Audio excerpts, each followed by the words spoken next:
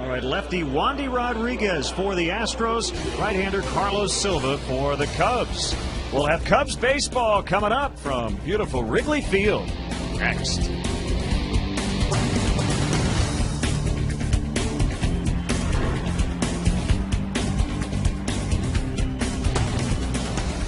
Style points, all style points. Y'all know what pimping is, right? That's what I want to see. Okay? All right, sometimes you got to show off. But you still have to catch the ball. All right? As we check out our AT&T Uverse replay, Marlon Byrd and Randy Wells and some of the Cubs coaches hosting a special clinic organized by the Cubs and Steiner Sports for 50 kids from local boys and girls clubs, and they're in attendance for the game tonight as well. Nice attempt. Find out more of what's possible at att.com. AT&T, rethink possible. Baby, well done. The All-Star Marlon Byrd will take the field with the rest of his Cub teammates. They won 3 of 4 against the Phillies, and they now take on a Houston team that is behind them in the standings, but has beaten the Cubs 4 out of 6 on the year. All-Star Michael Bourne will lead it off. Angel Sanchez, our first look at the young shortstop acquired from Boston earlier this year. Berkman, Pence, Carlos Lee in left. Jeff Keppinger's been their MVP so far. Chris Johnson is at third. Jason Castro, their top prospect, catching for Wandy Rodriguez. And let's check out how the Cubs take the field tonight behind Carlos Silva. Brought to you by Pepsi. Every Pepsi refreshes the world. Soriano, Byrd, and Colvin across the outfield tonight. Ramirez, Castro, Jeff Baker getting a nod at second base. Derek Lee over at first. Giovanni Soto will be doing the catching for right-hander Carlos Silva. Coming off by far his worst outing of the year. Last time out against the Dodgers in L.A. Went only an inning in the third. Gave up 6 runs on 6 hits and also walked 3 batters. That's probably the most surprising thing about his outing against the Dodgers was the 3 base on balls. Chicago native Tony Randazzo will call the balls as strikes. Brian Gorman, the crew chief, at first. Paul Nart at second. Dan Bellino at third.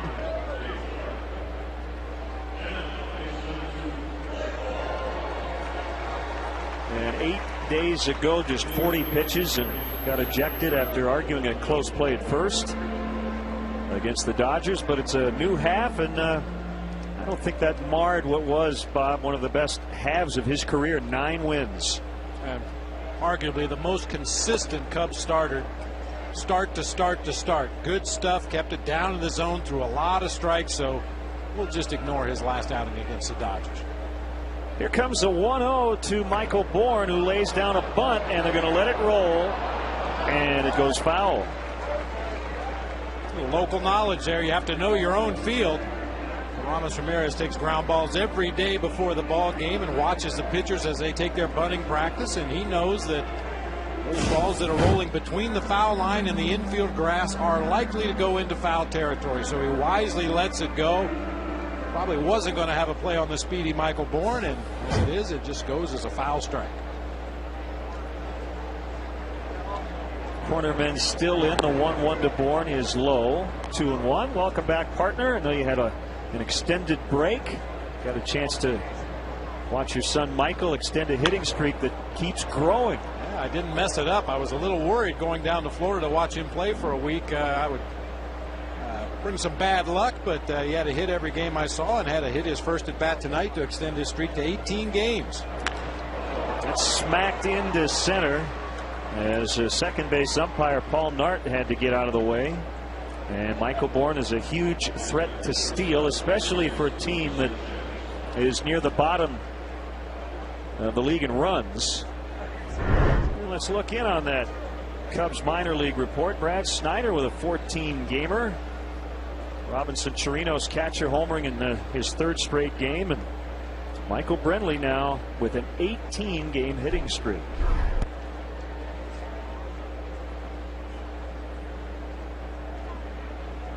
Shortstop Angel Sanchez batting with 1 on and nobody out. Jeff Blum, Tommy Manzella, both guys who play short for the Astros, are on the disabled list.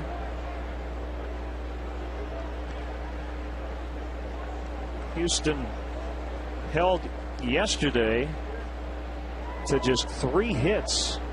Sanchez had 2 of the 3 off Paul Maholm, who went the distance in a shutout. And their rough first half offensively cost Sean Berry his job. Jeff Bagwell, one of the best players in Astros history, is their new hitting coach. Had been a special assistant to the GM and a part-time broadcaster. So he's back in the Houston dugout, this time as a coach. 2 words for you, Baggy. Good luck. Astros come in ranked dead last in batting average in the National League. You know, Len, I think you can draw some parallels between the Cubs and the Astros as far as the offense goes.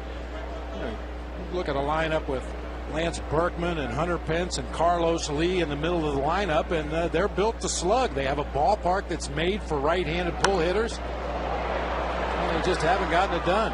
Well, they're getting it done here in the first inning against Carlos Silva. Back-to-back singles to start the game. And now the Chrysler game forecast. It's 80, but it feels pretty cool comparatively speaking. It was a very hot weekend here at the ballpark. Wind blowing out not very hard at 2 miles an hour. It's brought to you by Chrysler. For more info on our vehicle lineup, log on to Chrysler.com or stop by your Chicagoland or Northwest Indiana Chrysler dealer today. Switch hitting Lance Berkman takes a strike on the inside corner. Great quote in the Houston Chronicle. Lance Berkman said, "You definitely don't want to disappoint Baggy. He's kind of like your dad. You don't want to do anything to disappoint him." Talking about his former teammate. 0-2.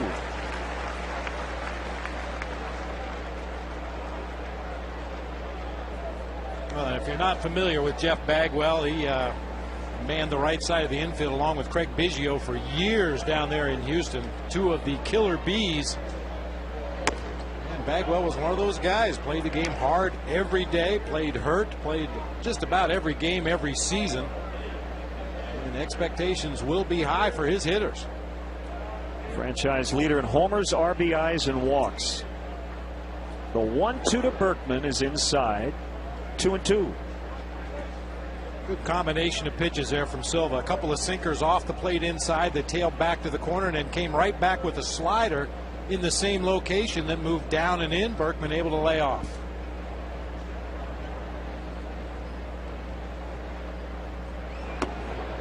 Missed again. It's full 3-2. So after an 0-2 start, he has run a full count. With 1 out, you might send the runners. With nobody out, I don't think Brad Mills is going to be overly aggressive here in the first. We'll see. They are not running, and the bases are loaded. And Silva a little rattled. Giovanni Soto's got to go out and calm him down. Well, as you mentioned, Len, Silva was ejected from his last start in L.A., and no umpire likes to see that kind of reaction from a pitcher on a borderline pitch. He tried to go back to that off-the-body sinker to the inside corner. It appeared to me it was inside, but Silva threw his hands up in the air, looked toward home plate. You cannot be doing that, especially in the first inning of a ball game. So he faces Hunter Pence with the bases loaded and nobody out. Pence had a season-high 8-game hitting streak. It was snapped yesterday, but he starts another one here.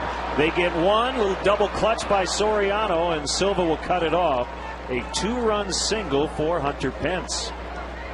And before the first out is recorded, it's 2-0 Houston.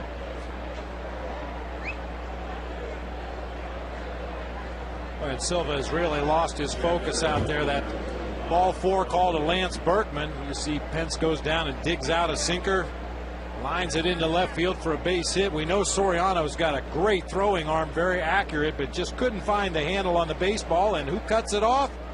The pitcher Carlos Silva, who's supposed to be backing up home plate on that particular play. They appealed at third. I think they thought Sanchez missed the bag on his way around, but he did not, and Larry Rothschild is out to the mound. And I think this is a good meeting right now, Len. You've got to get Carlos back into the ball game right here. He let that one bad call upset him on the mound. He didn't back up home plate on the next play. And even when things don't go your way, you have to continue to play the game and do the things you're supposed to do. By the way, just a side note, as we saw Larry go out, a couple of times in that Phillies series, Larry came out to make pitching changes. And I think the reason is very intriguing. Lou says we have a lot of young relievers. So on occasion, he likes Larry to talk to the pitcher who's coming into the game to possibly avoid an extra trip to the mound during the inning. So if you see that coming up, that's why. I like it. I don't mind it a bit. Carlos Lee bounces foul, 0-2. He's hitting 5th. I mean, part of Lester Strode's job as the bullpen coach is to prepare that pitcher when he comes into the ball game, appraise him as to who the next hitter is, what the situation is, but certainly would carry a lot more weight when you hear it as you're standing on that game mound looking at the guy in the batter's box and hear from your pitching coach exactly what it is he expects you to do in that situation. Deep breath by Silva. First 4 Astros have reached 3 singles and a walk.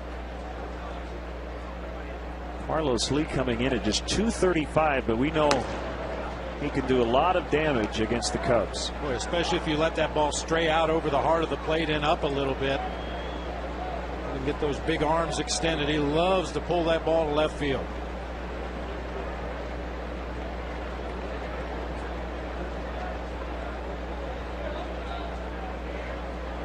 The kick and the 2-2. It's outside and a 3-2 count.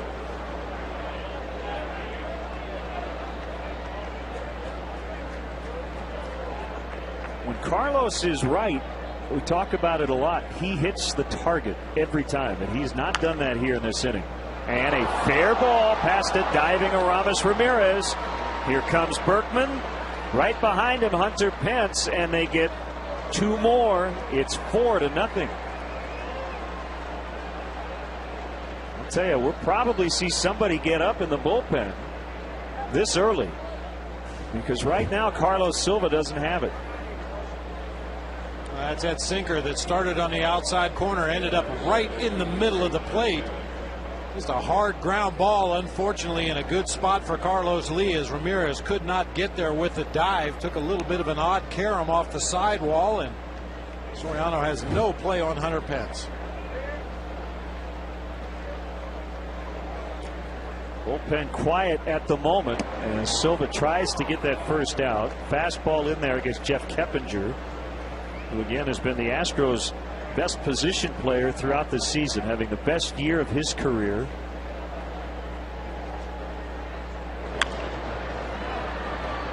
And he's going to move up the runner to third, and a close play, safe. Castro was back on his heels, and we've seen that a little bit lately here from Castro, relying on his arm. And maybe waiting just a little bit too long, and that time it cost him an infield hit.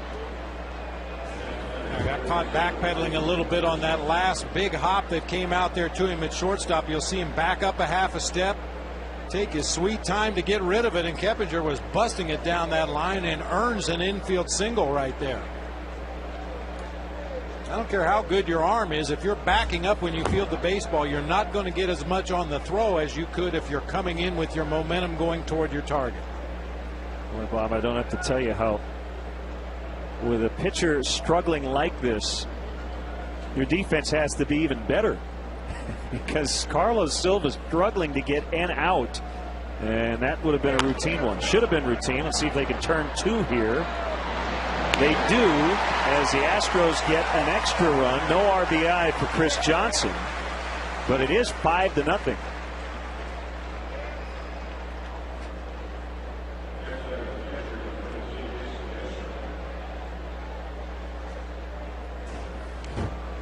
Taylor-made double play ball, hard hit ball to Castro at short. Baker turns it easily at second base. Unfortunately, Carlos Lee trots home from third base with the 5th run of the game already here in the top half of the first.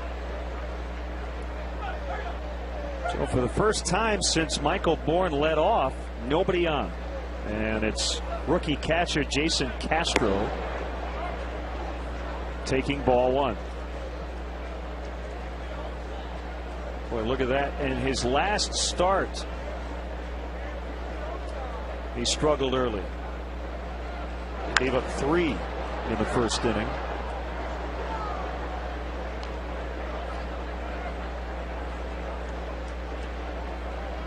Castro, the Astros' #1 pick in 2008 and their #1 prospect according to Baseball America each of the last 2 years. Obviously still feeling his way around the major leagues, but has done a nice job throwing out base runners so far. 6 out of 11 have been caught by Jason Castro. Couldn't get the changeup. 2-2. The pitcher Wandy Rodriguez is on deck here in the first inning.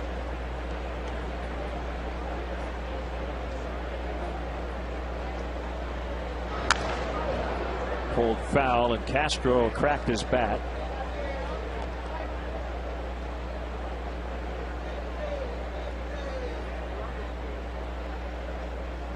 So the Cubs behind the 8 ball right off the bat tonight. They need some sweet music offensively tonight. The Ted Butterman Band out in the bleachers tonight, entertaining the crowd in the Bud Light bleachers.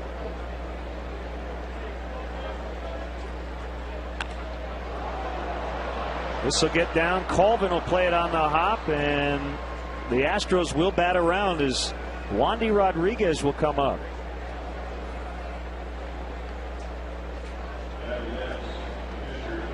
And you can't take Rodriguez for granted either. Most of the time when you get to that 9 spot in the lineup and the opposing pitcher makes his way into that batter's box, you count that as an out and move along. But Wandy Rodriguez, a .250 hitter this season. He's driven in a couple runs. And I like to call Wandy a part-time switch hitter. Never quite sure which side of the plate he feels most comfortable in. He is switch hitting at the moment. And a roller into right, base hit. Crowd getting restless now as Silva struggling to get that third out, and he'll have to face Michael Bourne again.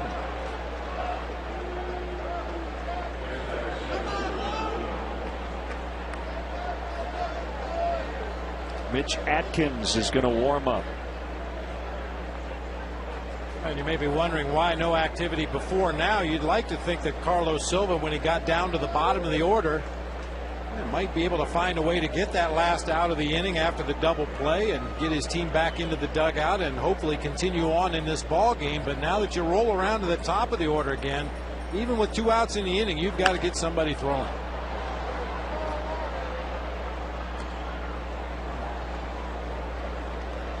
Is this inning just about location, Bob? Or do you think it was that one pitch that got him? I think what it is the Astros are not allowing him to establish anything. They're jumping on that first fastball they see in the strike zone, and we know that Silva has been basically a sinker changeup pitcher this year, but they haven't allowed him to get to that changeup. They've been attacking the first sinker they see in the strike zone. Well, the hitting coach, I'm sure, is thrilled, especially after the Astros got shut out in Pittsburgh yesterday. Bagwell officially took over coming out of the break, and they scored 11 runs in the first 2 games in Pittsburgh before being shut out yesterday. They've scored 5 here in the first tonight, and Michael Bourne hanging in there.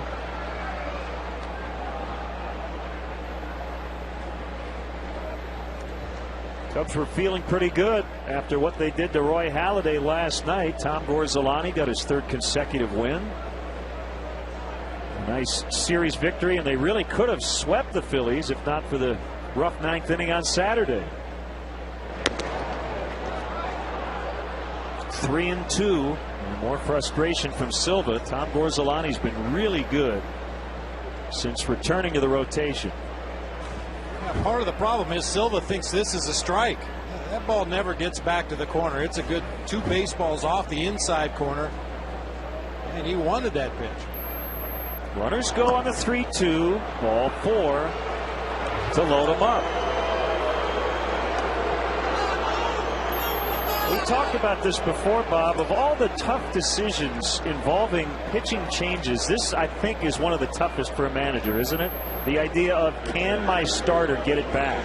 Or do I have to get him in the first inning, which is not a fun choice. Well, not a fun choice for a number of reasons. Most important being that you have to get into that bullpen in the first inning of a ball game and hope to get 9 innings out of those guys, or 8 1/3 in this case. And what is that going to do to the rest of this series and moving forward in the season? But boy, this has been a rough first inning for Carlos Silva. We haven't seen this from him all season.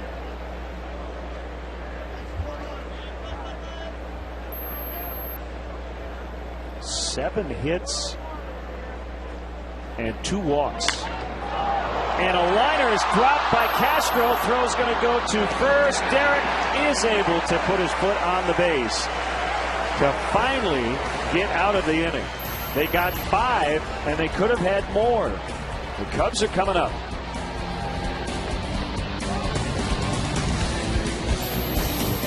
Colvin and Castro 1-2 for the second straight game.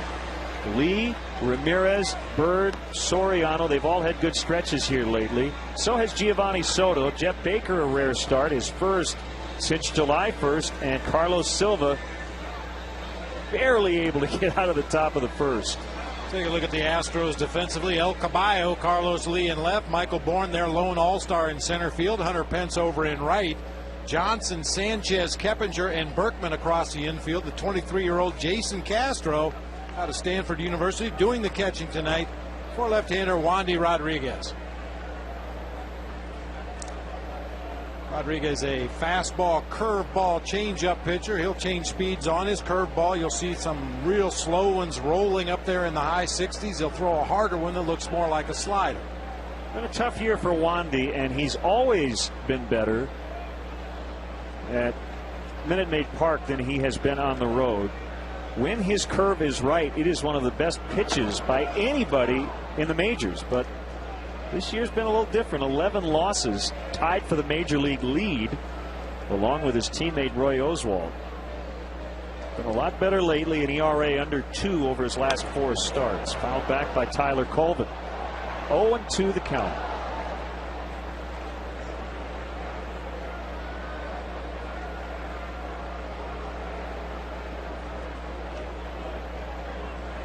Cubs have seen him a lot over the years. This is already his 15th career start against the Cubs. There's that curveball to get Colvin. We are email accessible, and Bob hasn't checked his email in about 8 or 9 days, so send them his way. LennonBob@Tribune.com. We are up on Twitter.com/LennonBob as well. Yeah, they don't have that internet yet in Florida. Way down there, you know, like the boot sticking out into the ocean. They can't get internet there.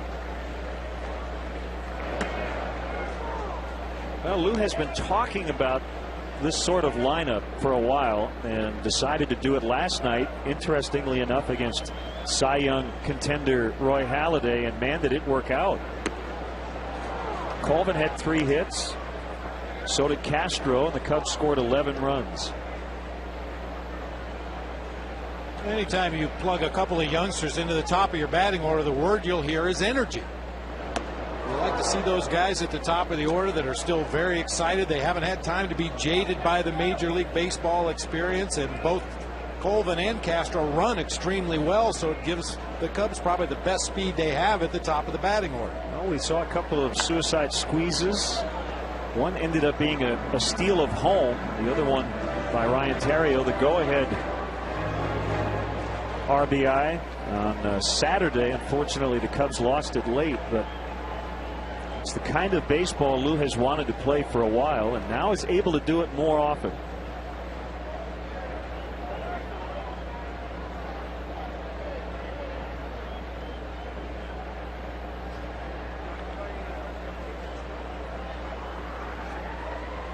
A readjustment of the batting gloves before a 1-2 pitch. And here it is. It's low. It was a high temperature each day down in Florida. It was in the 90s every day I was there. Humidity was extremely high. If you thought real hard, you'd break a sweat. That's what it was like this weekend here. Surrounded by Sanchez, who throws to Berkman. I don't think any one day in Florida feels that bad, but when you think about 6 straight months of 92 degrees with 95% humidity, it gets a little old after a while. I hate to feel sorry for the young players down there in the Florida State League because we all went through it at some point in our minor league careers, but those guys are on the field at 1:30, 2 o'clock in the afternoon, going through basically a mini spring training every day, working on some fundamental of the game. They go shower up, put on a dry uni, and then come back out and play a ball game later that evening. It makes for a long day, sweating off a lot of pounds.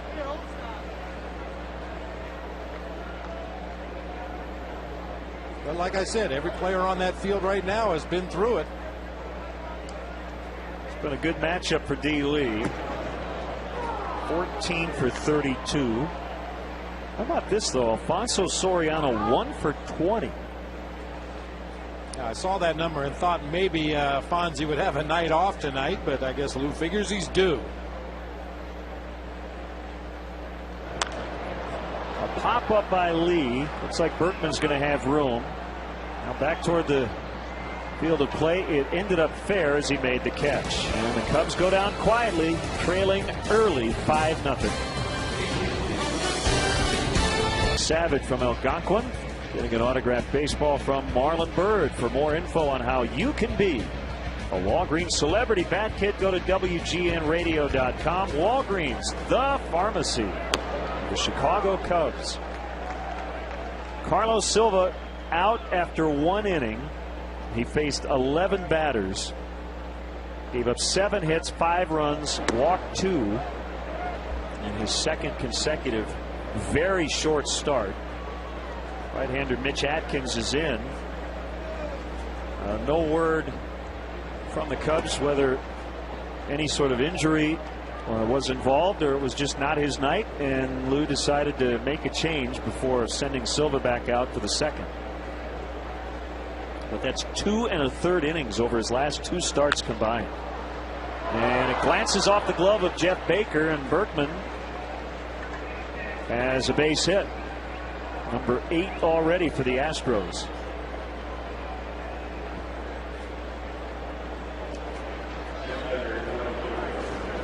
And before we get much deeper into this top half of the second, Len, obviously not the way the Cubs wanted to go down in the bottom of the first. When your starting pitcher gets whacked around the way Silva did in the top of the first, you'd like to see your offense come back in, make something happen, at least put some pressure on the Astros and Wandy Rodriguez and let them know that you're still in the ballgame.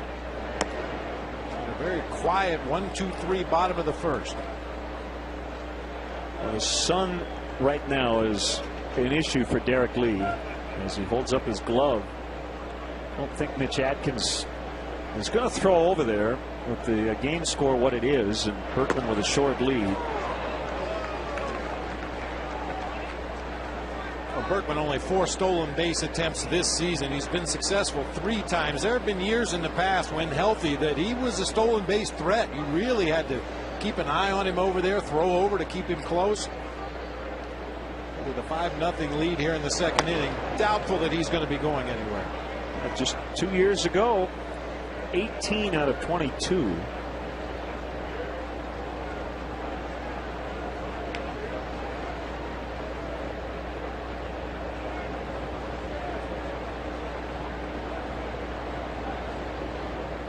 Kick and the pitch too low, 3-1.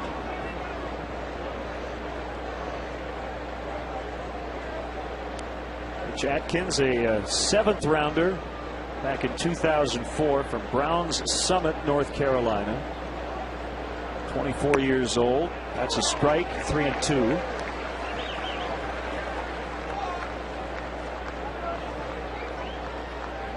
Called up on July 7th for his second stint. First time in mid-June, up here just for a handful of days and did not make an appearance. Made 2 appearances in that Dodgers series. Swing and a miss, strike 3, throw to second. Right on the bag by Soto for a double play.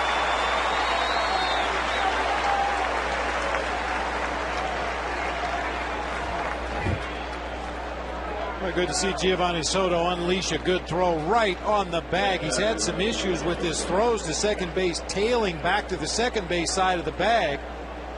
But this time really gets on top of the ball, throws it right on the base. All Jeff Baker has to do is catch it for the out at second base.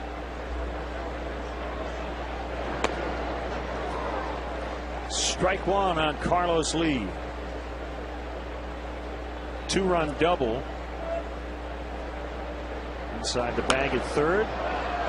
In the first as he pops it up, and Atkins is going to give way. Derek Lee makes a catch. Inning over. Leadoff single, no runs. 5-0 Houston after an inning and a half.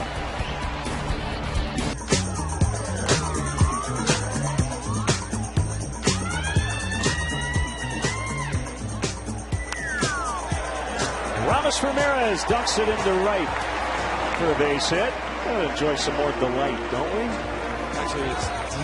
It's like D-light. Yeah, groove is in the heart.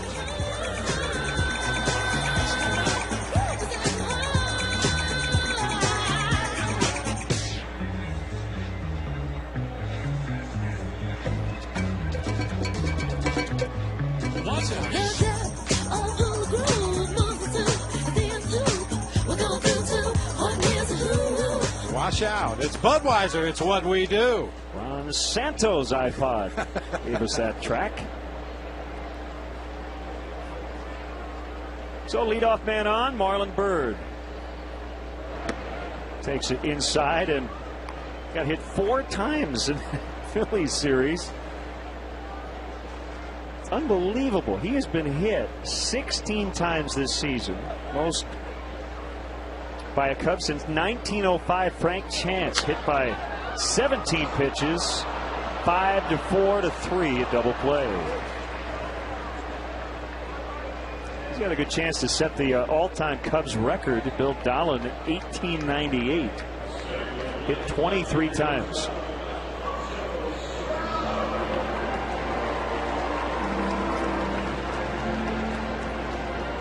Part of it is because where he stands in that right-handed batter's box, he's very close to the inside corner of the plate, but more importantly, he's not afraid to get hit. He refuses to give to pitchers that try to pound him on that inside part of the plate or further in. Well, then I haven't had a chance to talk to you since the All-Star game, and I was watching the game with my son Michael, and on the base hit to the outfield when Marlon was streaking around, we both looked at each other and thought the same thing. Ray Fosse, Pete Rose. But Marlon able to get in with a slide. Fortunately, that did not happen as Bourne makes the catch. Wandy Rodriguez cruising through 2 with a 5-0 lead. They've turned him on during Astros batting practice. Haven't yet taken effect. 1-0 on Jeff Keppinger. Mitch Atkins in his second inning of relief after Carlos Silva could only go 1. Atkins, the Cubs 2008 minor league pitcher of the year. This is his 7th season in the organization. 6'3", 230. 3 balls, no strikes on Keppinger.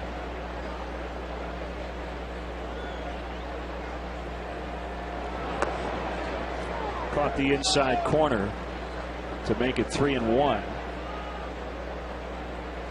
One of the things the Cubs relief corps does to stay in cardiovascular shape as Keppinger walks, they take a little frisbee and come out about 3 o'clock for a night game. And for a good 45 minutes to an hour, Sean Marshall and Andrew Kastner and Justin Berg, James Russell, Mitch Atkins, they'll just play catch with it. They'll span the entire outfield, and I'll tell you, Mitch Atkins is a magician with that thing. Yes. Well, I've seen other teams do similar things, either with a frisbee, sometimes with a football, just ways to get your running in without making it seem like a chore.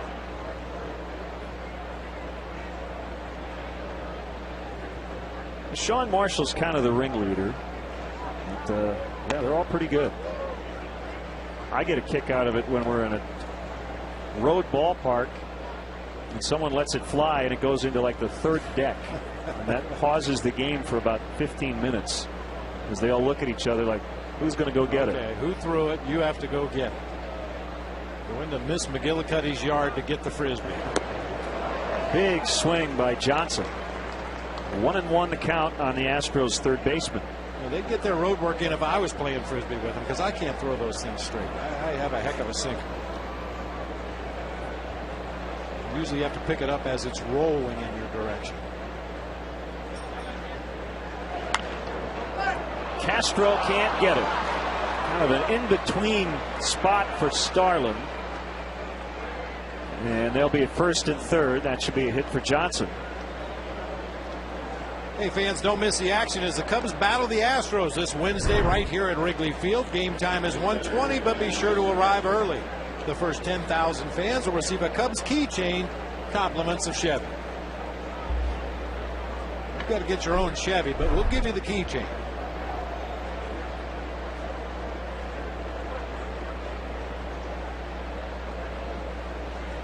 So the Astros threatening again. This time at the bottom of the order as number 8 hitter Jason Castro takes strike one.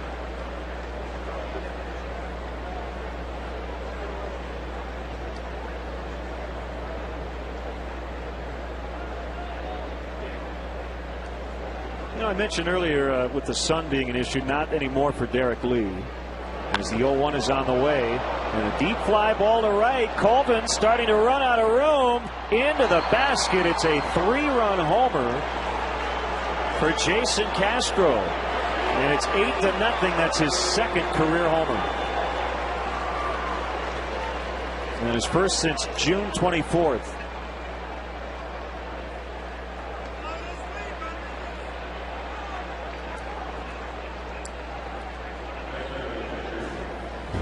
Once again, the bottom of this Astros order doing some damage, much like they did back in that first inning. Castro with a single, Wandy Rodriguez with a single in the first. This time, Castro with a high fly ball. Not a lot of wind blowing right now, but what wind there is appeared to help that fly.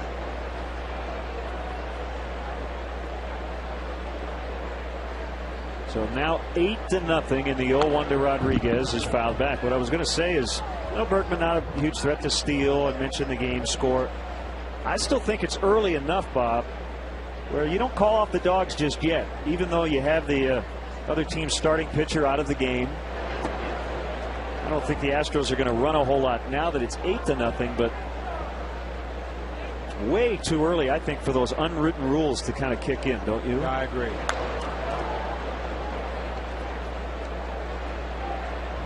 Cub fans, make sure you check out our WGN Baseball blog on WGNTV.com. Click on the sports link. Look for Len and Bob's baseball blog. I have a new post looking at the Cubs' upcoming battles against this Central Division. We have game notes from stats and much more. Once again, it's WGNTV.com.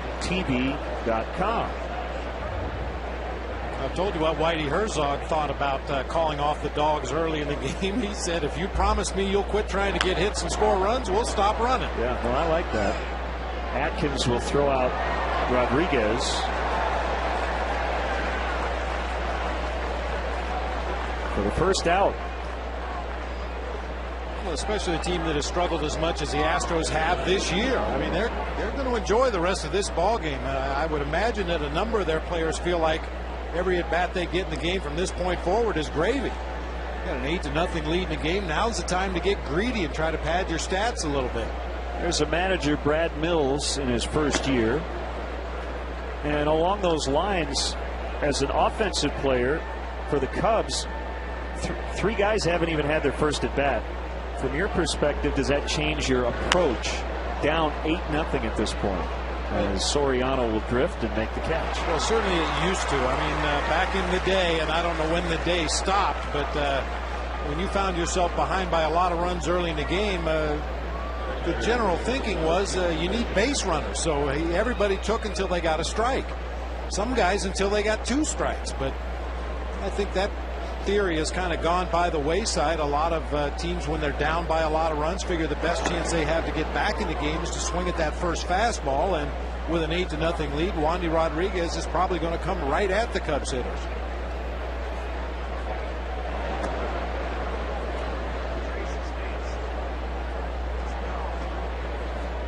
One and one to Sanchez.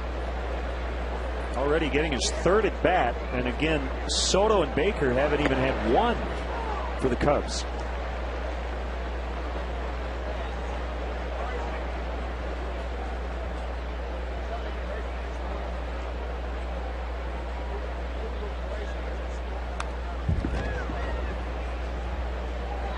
One and two. Well, the happiest guy in the ballpark is right there. This has been by far their best game offensively under new hitting coach Jeff Bagwell.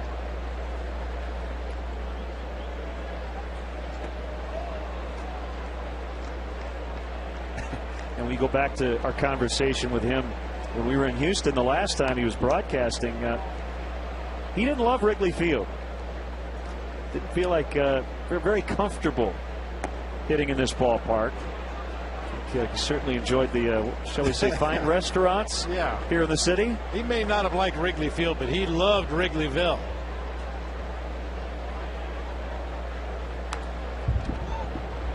Still 3-2. Berkman on deck.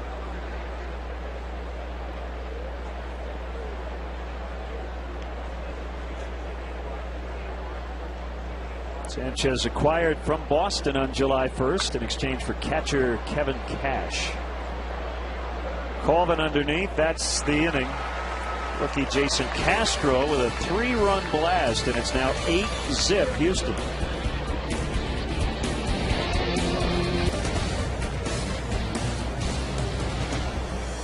Well, a nice evening weather-wise, but a very rough one on the field for the home team. After winning 3 of 4 against the Phillies, they find themselves down 8-0 here in the bottom of the third. And a roller coaster ride for Giovanni Soto the last 2 days.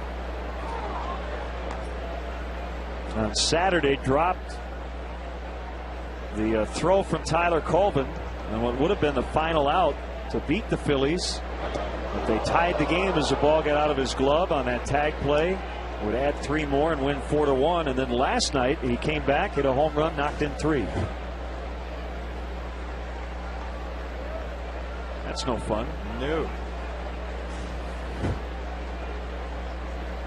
Right back with a curveball. That's what you do when somebody knocks you off the plate. Drive one into right field for a base hit. The theory behind that knockdown pitch is to get a guy off of the outside corner, but Rodriguez comes back with a curveball in the outer third of the plate. Soto's all over it with a clean line drive single into right field. On that pitch that was up and in, obviously, Bob, a batter hears the ball hit the mitt, but does the ball itself make a sound? Oh yeah, sometimes you hear a whistle past your ear, especially those guys that can get a lot of rotation on the baseball. With a real good finish, a live wrist at the end of their delivery, and that ball is spinning, and you don't want to, but sometimes you do hear it go past your ear. Jeff Baker's been a lot better against lefties than righties. He came in late last night, went 2 for 2, including his second hit of the year against a right-hander. All of his home runs have come against lefties. 1 ball, 2 strikes.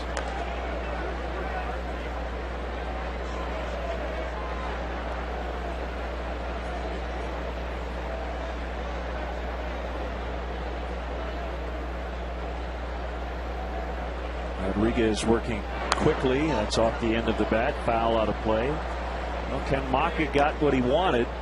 He was not happy that the Braves were throwing at Brewers hitters over the weekend, and Johnny Venters, Braves pitcher, has been issued a 4-game suspension for throwing back-to-back pitches at Prince Fielder, and Bobby Cox also getting a 1-game suspension.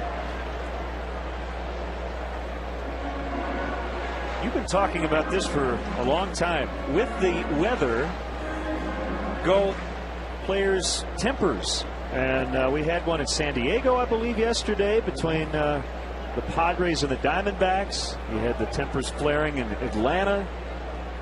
So we sit here in mid-July, and people are getting a little ornery. The hair trigger, yeah. You know, some players maybe aren't having the kind of season they envision for themselves. A lot of teams are not having the kind of seasons that they hope for. And as that weather heats up, so do the tempers. Pence going after it, and he's not going to catch it. Good read by Giovanni Soto.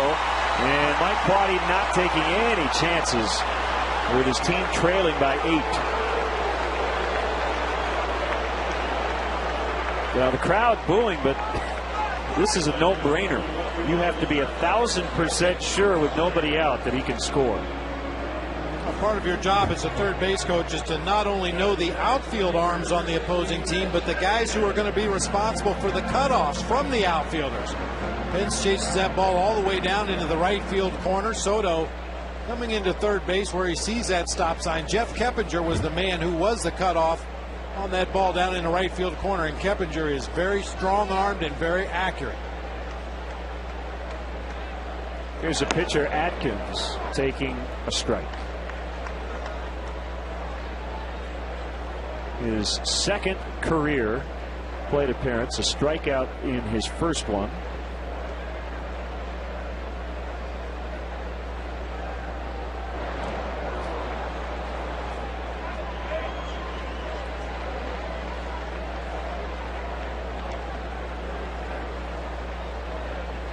I'll even take it further, Bob.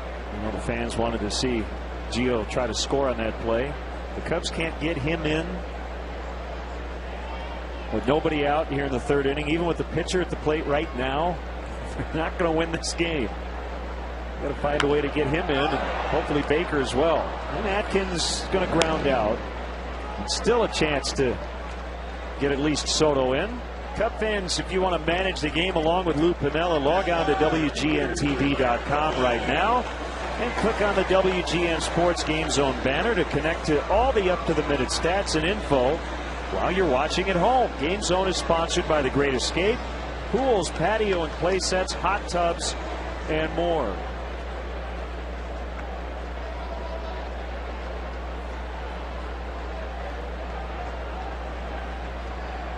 Only guy playing in is the third baseman Johnson. Everybody else will concede that first run. And it'll happen right here as Berkman will take it by himself. Colvin will get an RBI. And it's 8-1.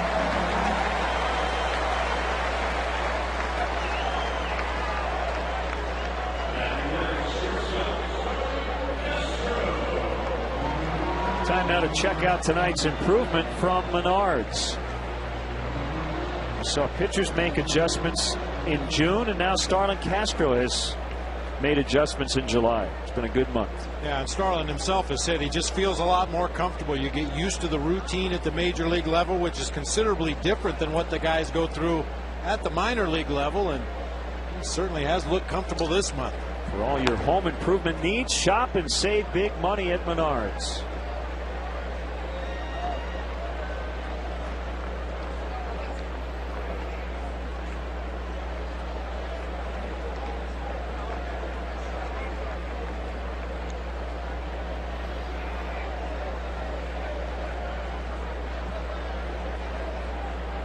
Runner at third, 2 down.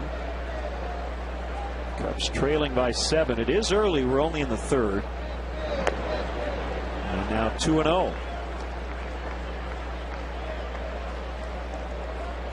Cubs will not face the Astros ace Roy Oswalt, who actually got taken out of his start yesterday after 4 innings. With a left ankle contusion, but the Astros are confident he will be able to take his next turn on Saturday against Cincinnati. And a pop-up. And Lance Berkman makes the catch to end the inning. The Cubs get 1 on 2 hits. They strand 1 and trail 8-1 after 3. 8 runs on 10 hits. We often say anything can happen on any given day. Well, the Astros coming into action tonight third to the bottom in the majors in runs per game. And they have the fewest homers in the majors. Came in with just 59. But they have an 8-1 lead. Gotten a 3-run homer from their number 8 hitter. And Lance Berkman will lead off the fourth. Called strike from Mitch Atkins.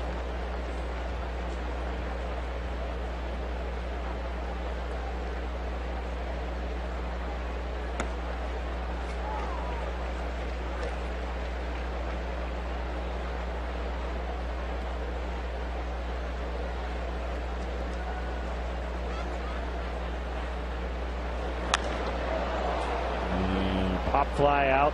And it's still carrying. Marlon Byrd on the warning track hauls it in. Chicago Cubs baseball on WGN TV is sponsored in part by the Illinois Lottery Mega Millions. Tuesday's Mega Millions jackpot is $12 million.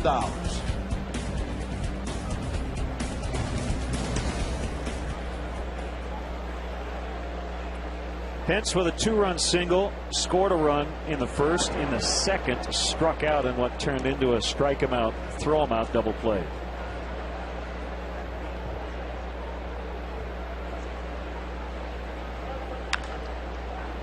Bouncing ball right to Aramis Ramirez.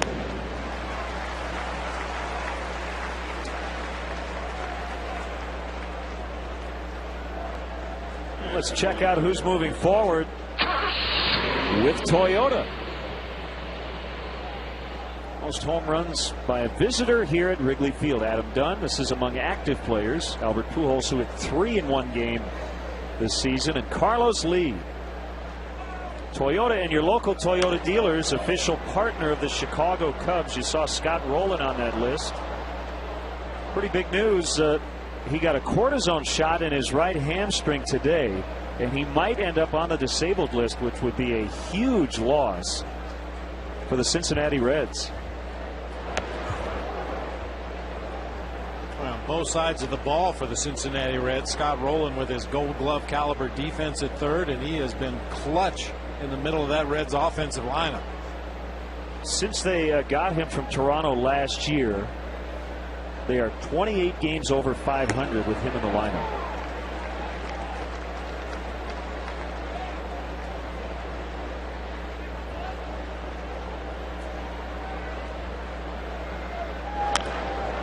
Out into center, Bird coming in, but he can't get there in time. It's a base hit. That was muscled out there by a big Carlos Lee, who had a tough start to the second half. He got benched coming back from his native Panama. Thursday they had what has to be a voluntary workout. According to Major League rules, you can't make it mandatory, but most teams the day before the second half starts have a workout. He had some flight issues from Panama, so he didn't make it, and his manager sat him the next night. That's foul off the bat of Jeff Keppinger. Fortunately, your private jet was ready to go and landed on time, so you could make it back tonight, and I appreciate that very much. Well, I wanted to make every effort to be here tonight, and I'm glad I did. Yeah, that kind of speaks to where we're at in this game. He missed his flight because he couldn't find a pilot for his private jet. Baker out into shallow right. Makes the catch. Bottom 4, 8-1 Houston. Well, that young fan hoping for a great Cubs comeback. Again, it's still relatively early. We're in the fourth inning, but the Cubs trail 8-1. Being out hit 11-3. And the first pitch strike to Derek Lee.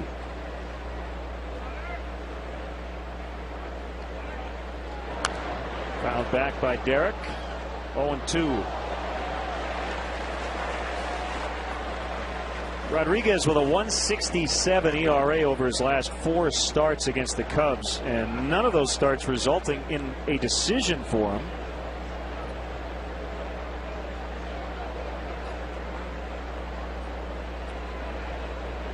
Mostly because his team has only scored 1.67 runs for him in those 4 games against the Cubs.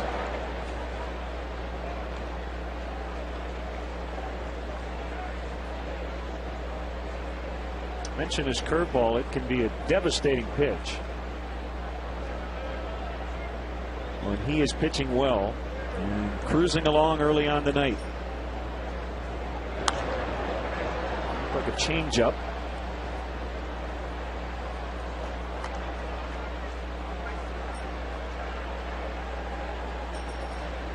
Rodriguez made his major league debut in this ballpark 5 seasons ago, May 23rd of 2005. And we'll never forget who he pitched against, because he made like 10 straight starts against Glendon Rush. I remember 05-06. Every time we faced the Astros, it was Wandy Rodriguez against Glendon Rush. A similar thing happened against the Reds. It seems like Glendon and Bronson Arroyo hooked up every time we played the Reds there for a while Glendon was here in town.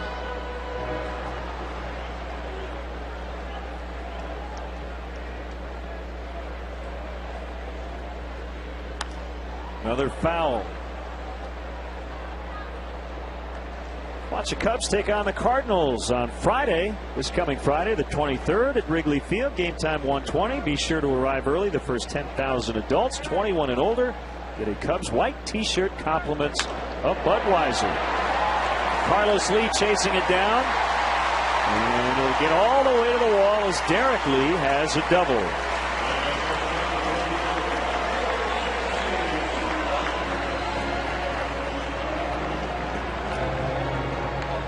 It goes without saying, Len, trailing by 7 runs in the middle part of the ball game, you've got to take advantage of every runner you get in scoring position to try to slowly crawl back into this game. Derek Lee with a leadoff double to the gap in left center field. See if we can't chase him around there.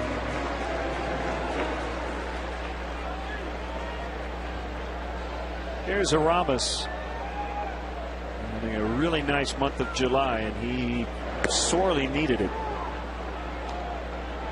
Came in at 346 in July, and he's 1 for 1 tonight.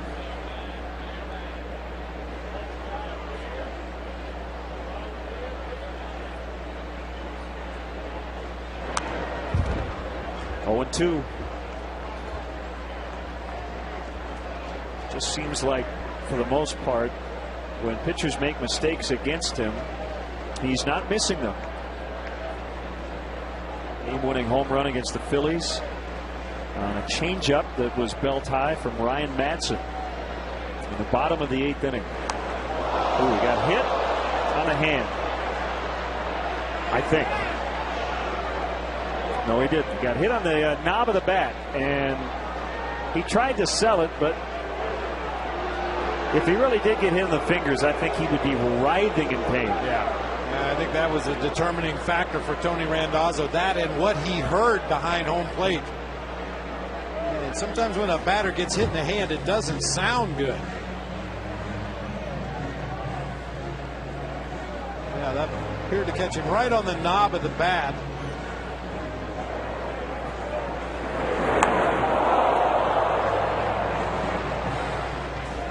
I got my hand too. Yeah, he may have had some residual contact there with the baseball, but it appeared that the ball did hit the knob of the bat.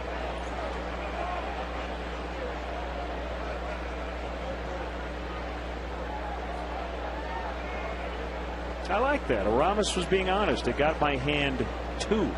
He was acknowledging it. It may have got part of the bat, but it hit me too. Gets away, and Derek will take third. Wild pitch.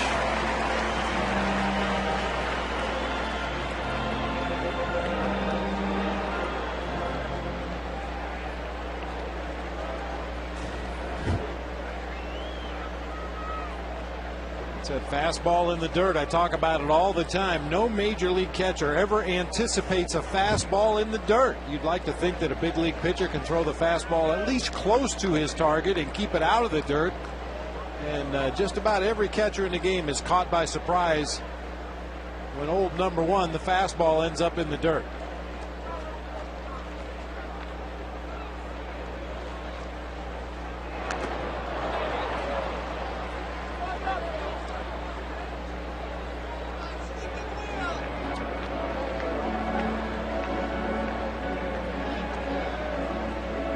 Still 1-2. Marlon Byrd on deck. Wind is really quieted down. Flags are barely moving.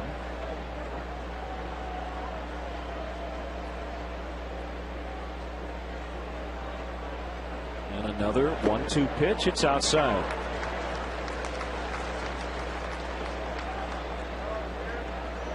You mentioned the fact that Ramirez has not missed as many pitches over the strike zone as he was earlier in the season. Also, he's not swinging at as many pitches out of the strike zone. Rodriguez tried to nibble away at the outside corner there. The ball strayed a few inches off the plate. Ramirez took it for a ball.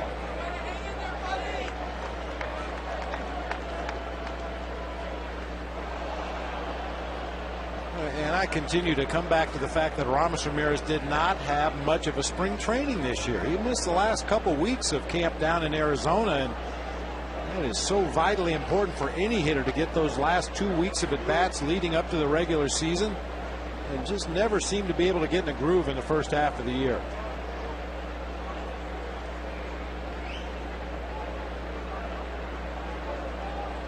The Astros battery took too long, so Ramos stepped out.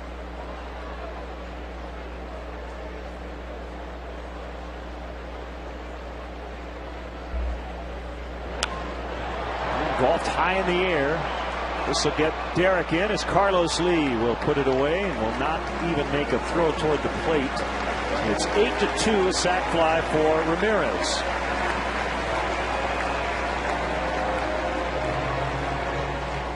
Time now to look at our PNC Cubs achiever. Marlon Byrd against left-handed pitching. Ranked second in the National League. Only David Wright of the New York Mets hits for a higher average against lefties this year. And he's also 2 for 4 this season against the Astros starter Wandy Rodriguez. PNC Bank is proud to be an official sponsor of the Chicago Cubs and just as proud to support the fans and community who cheer them on. PNC, for the achiever in us all. High drive to center. Michael Bourne back. Already on the warning track. He has it right up against the wall.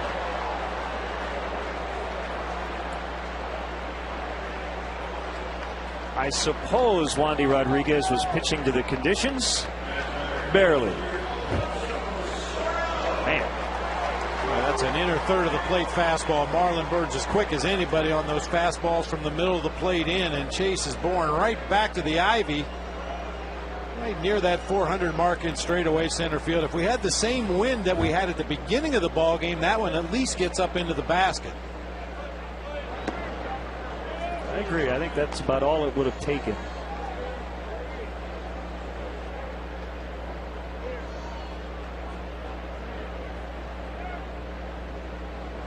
Soriano flied to center his first time. Tries to figure out Wandy Rodriguez. 1 ball, 1 strike. Alfonso has snuck onto the National League home run leaderboard with 17 on the year.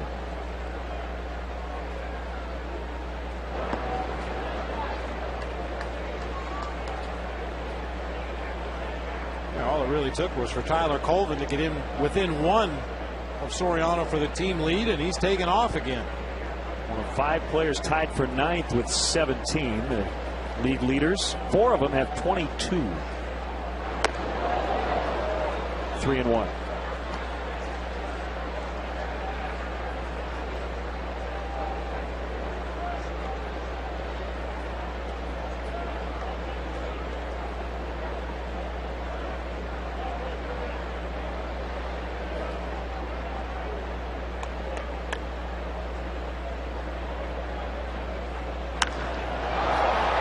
Another one up in the air, fairly well hit. Michael Bourne calling off Pence, and he makes the catch also near the wall. A couple of near misses. They do get one. It's now 8-2. Now time for the 5th inning, brought to you by Subway. Hey, Chicagoland viewers, how would you like to win 5 $5 footlongs from Subway? Just be the 500th texter to text Subway to 97999. Go to WGNTV.com for complete info and rules.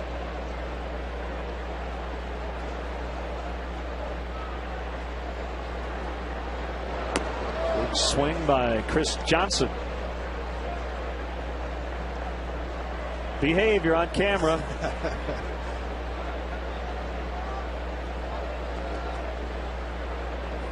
Give me that. Reality TV. Ground ball charged by Castro.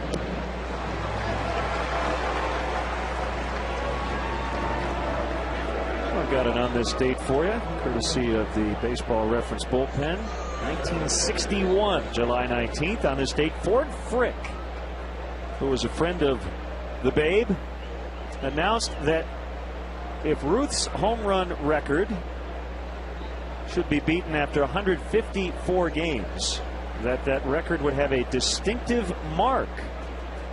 And when asked about the so-called ruling, Roger Maris said, quote, "A season's a season." Now, Dick Young, a sports writer, suggested an asterisk, and it's later claimed to be Frick's idea, but no such asterisk was ever used in the record books, even though that myth kind of carried on. And I think people still, some baseball fans think there was an asterisk, but I guess there never was when he broke the record. The schedule was 162 games. And when Ruth set the record, it was 154 as Salamis makes a catch and foul ground. And now neither record stands. Talk about an asterisk. It's a whole nother story. Right. Now, speaking of that, Bob, most broadcasters, and I did when I started, used to carry around a Sporting News baseball record book. But with the technology the way it is, I don't have one anymore. An actual book that we would have in the booth. And if some guy did something in a game, we could look in the book and say, well, the record for triples in a game is. Well, I'd let you borrow mine if I had one. Wandy Rodriguez turns on it.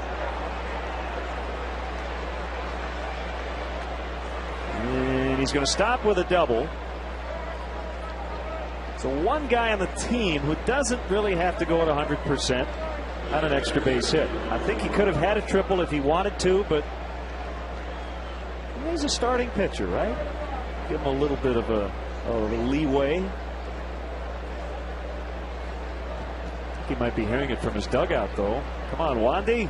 He could have had three. Maybe a closer ball game, you might have seen him try to go for three, but with 2 outs in the inning, common sense would tell you to stay at second base where you're already in scoring position.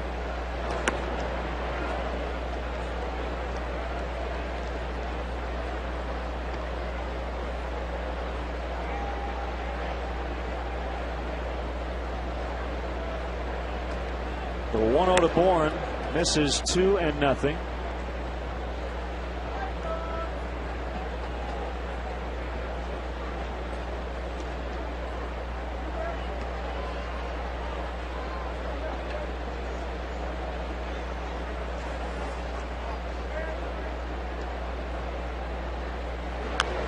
Fouled back. The Cardinals spotted the Phillies 3 in the first inning, but have come back and now lead 8-4 in the 7th. Bunch of home runs in that one. 4 of them by the Cardinals. Pujols, Craig, Schumacher, and Wynn. They got 2 in the bottom of the 9th yesterday, and a thrilling 5-4 win to sweep the Dodgers. And they're a half game up on the Reds in the National League Central.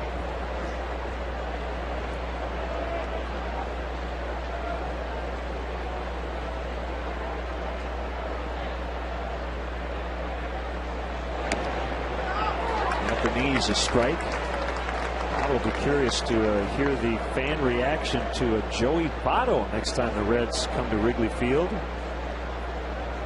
Talking about the fact he doesn't like the Cubs. His National League All-Star teammate Marlon Byrd, he basically, what do you say, wasn't going to congratulate him. I think some of that was for effect. Oh, it'll have an effect when Joey Votto gets here. Yes, it will. Inning over. 8-2 Houston. Or bachelorette parties. Individual and group tickets are available for all games. For more details, go to www.wrigleyvillerooftops.com or call 773-248-ROOF. We'll send out happy birthday wishes to Cubs team Dr. Steven Adams. His age is mysterious. He would need carbon dating.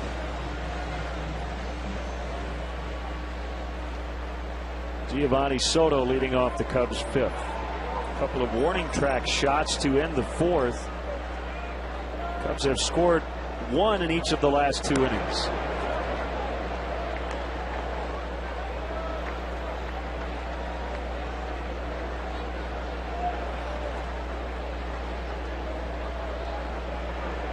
A 1-0 pitch fouled back by Soto.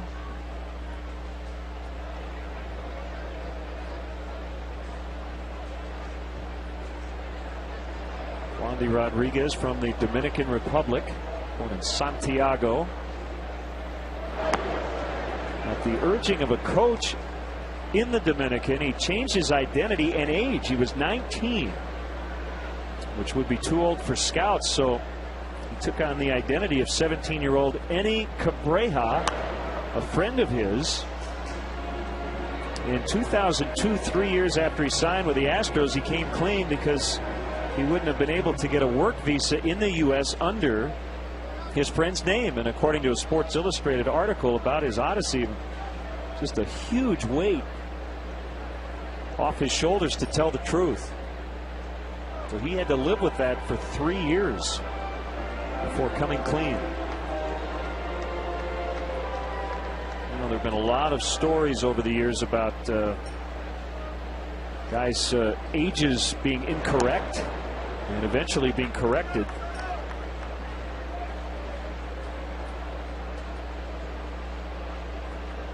I think I'm going to take on the identity of one of my younger friends.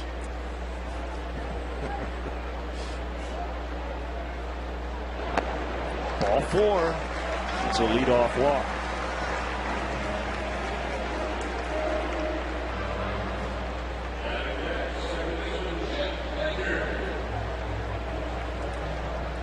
I used to play ball in the minor leagues with a guy, Len,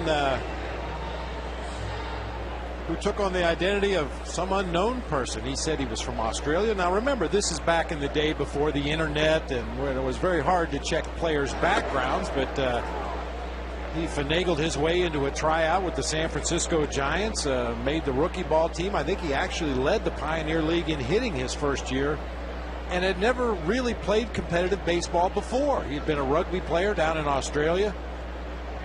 With the Giants, he was a switch hitting outfielder and actually had a couple of decent seasons in the minor leagues, but he was not who he said he was, or the age he said he was. Do we know why he decided not to tell the truth? I think he just did it on a dare. You know, somebody, he was a good athlete, no question about it. Obviously, to step in and start playing competitive baseball full time, he had to be a pretty good athlete, but I think it was one of those bar bets. I bet you couldn't make a team if you went to a tryout. And he went to the tryout, made the team, and ended up being a pretty good player for a few years in the minor leagues. He was about 10 years older than he said he was, but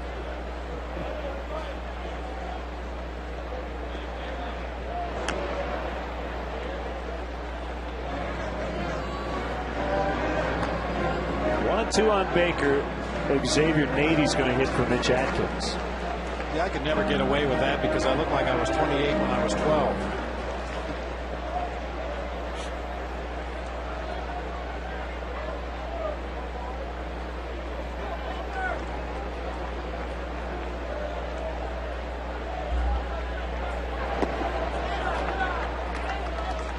Check down at first. And it doesn't appear Tony Randazzo thought it was necessary. So Brian Gorman will not have his opinion heard.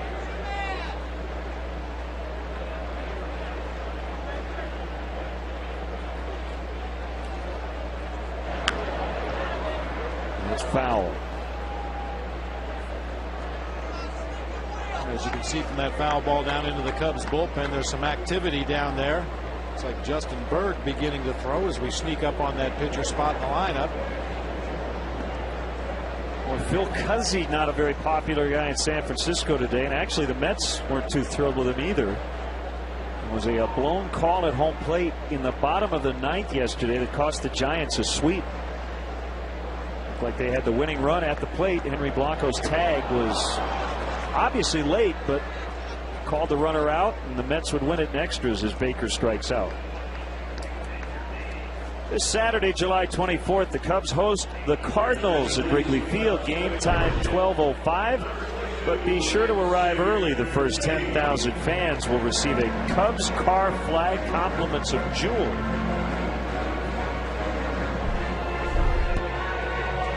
It's only the second strikeout for Rodriguez.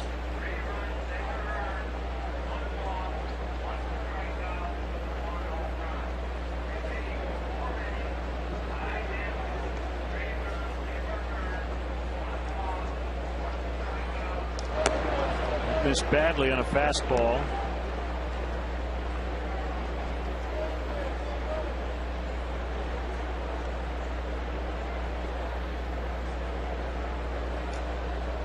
I think you can put Kosuke Fukudome and Xavier Nady, Coy Hill for that matter, in about the same boat. If you look at their recent numbers, they're pretty ugly, but sometimes it also becomes a self-fulfilling prophecy. You struggle, other guys are hitting better, so you don't play. The less you play, maybe the more rusty you are, and the worse you do at the plate, and it just kind of feeds off itself. Kosuke 6 for his last 50. Xavier Nady 3 for his last 36. And then you get a spot start. Well, Jeff Baker tonight, his first start in 3 weeks, and it would be natural to put a little more pressure on yourself and go, I got to go 4 for 4. I might not get another start the rest of the month. I need to go 6 for 4. This could be 2. Sanchez, Keppinger, Berkman, and the struggles of Nady continue. It's 8-2 Astros after 5. Chances to win the Powerball jackpot. Wednesday's jackpot is worth $37 million. Chopper by Angel Sanchez, and it's dropped by Castro. It'll be an error on Starlin, team high 13th. As Justin Berg just came on to pitch. He just didn't get his glove down there far enough, was charging in. This is a play he makes so well, but you could see he took his eye off the ball at the very last instant to pick up his target. The ball deflected off the webbing of the glove for an error. Not been a particularly strong defensive game for Castro. And now Lance Berkman.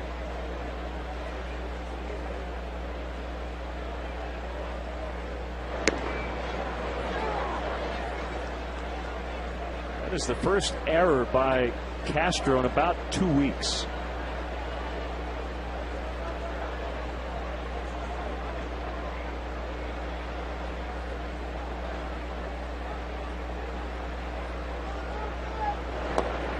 Going inside. We can clearly see what the Cubs pitchers are trying to do to Lance Berkman. Started with Carlos Silva at the beginning of the ball game. Even though he drew a walk, Silva was trying to pound him inside with hard sinkers and sliders, try to keep him from extending his arms. And Berg misses inside with a hard sinker. He's right back in there again.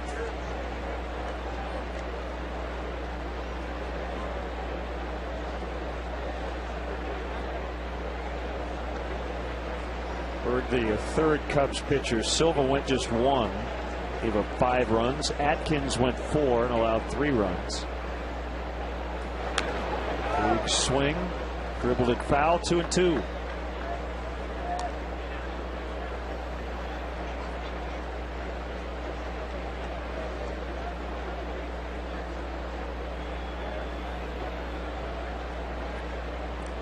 Bobby Meacham, the first base coach. Former Cub Dave Clark over at third.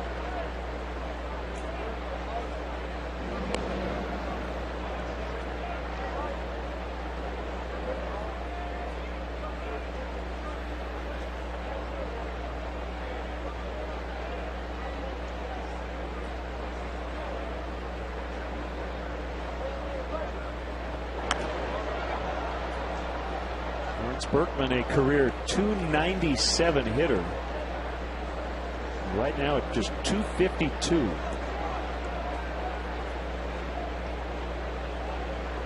She was just taking a walk, and all of a sudden the foul ball found her and dropped it in her purse. Baker flips to Castro, so the error erased as they turn to 4-6-3.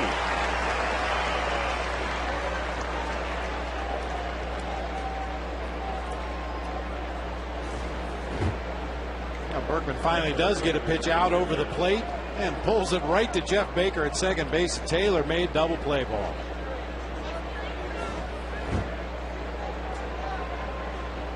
When a guy's swinging the bat well, and we've seen Lance Berkman swing the bat well in the past, the advance report usually is you can't pitch him any one way. You've got to mix it up. You got to change speeds. You got to change locations. That one hurt. It'll be another error on Starlin, who just has been a tick off defensively all night, and that missed his glove and I think hit his leg. Can't seem to get into rhythm with the game right now. Ball was hit hard off the bat of Hunter Pence, a 2-hop line drive. Chose to play it to his backhand side, and I don't know if that caught leather at all. Hit him on the left leg.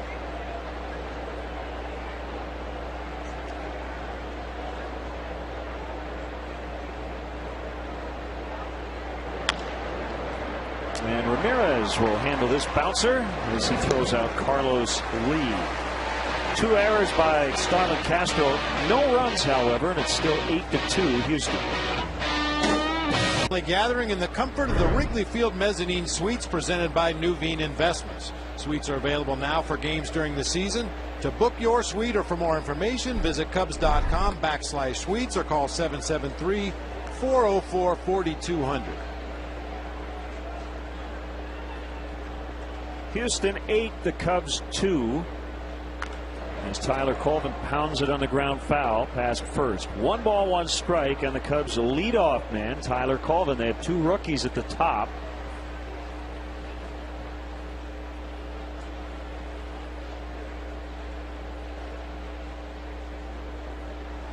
And the pitch. Breaking ball inside, 2-1.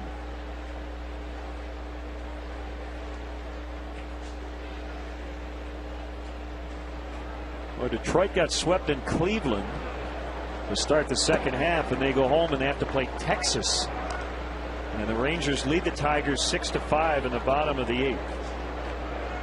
Detroit and Minnesota, a game and a half behind the White Sox starting play tonight. White Sox are in Seattle. After blowing that 9th inning 3-run lead at Minnesota yesterday, they lost the final 3 games of that series after winning the opener.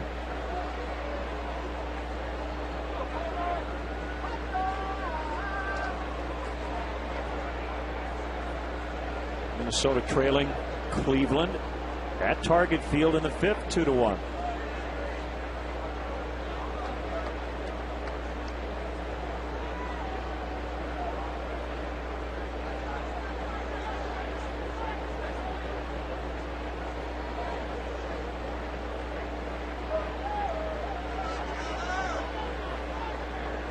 Long look by Rodriguez before a 3-2 pitch and a deep drive for Colvin. That will go more than halfway up the bleachers for a solo home run. It's 8-3. That's his 13th of the season. We also have a winner in tonight's Hit the Jackpot with Powerball. Valerie Wold from Lake Villa. Congratulations. She'll win 100 chances to win the Powerball jackpot. Second RBI tonight for Colvin. That was a no-doubter. Fastball inside part of the plate. Nice quick swing. A lot of hands involved there, and Tyler Colvin knows where that one's headed. Way back in the bleachers in right field. Castro bounces to Keppinger, who throws him out.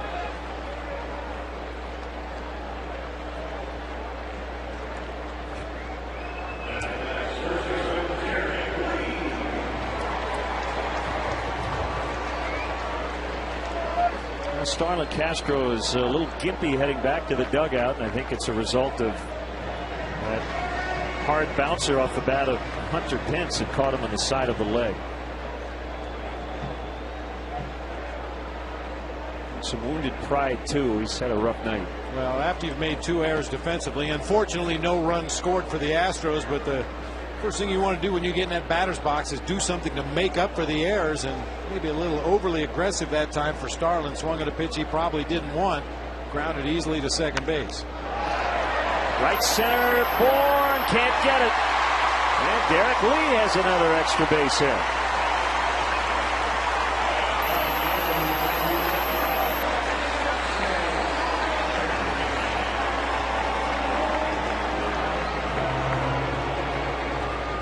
Back in the 4th inning, leading off, Derek split the gap perfectly in left center field. This time he goes to the opposite field on a pitch that was actually down and in. Michael Bourne says, make up your mind, hit it to one gap or the other. You're killing me out here.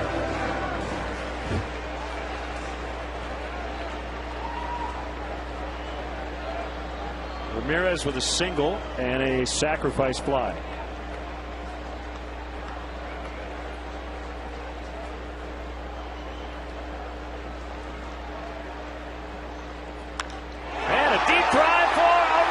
A 2-run homer, 8-5.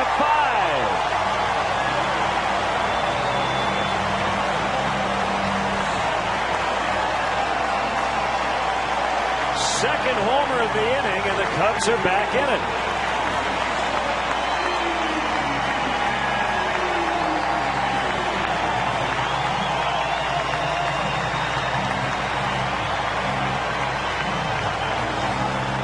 Over the season for Aramis Ramirez, and this is our BMW drive of the game, the second no doubt home run of the inning. This one comes with a teammate on board to pull the Cubs a little bit closer in this ball game. Only BMW offers ultimate service. Buy a BMW now and pay 0 maintenance costs for 4 years or 50,000 miles, whichever comes first.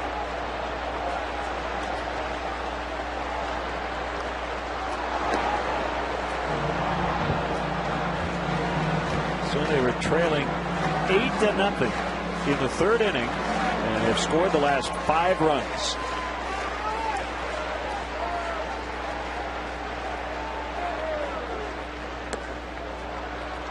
One and one on Marlon Byrd.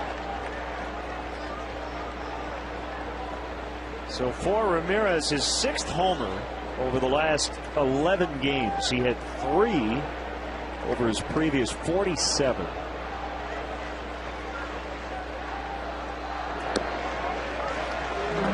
Two and one.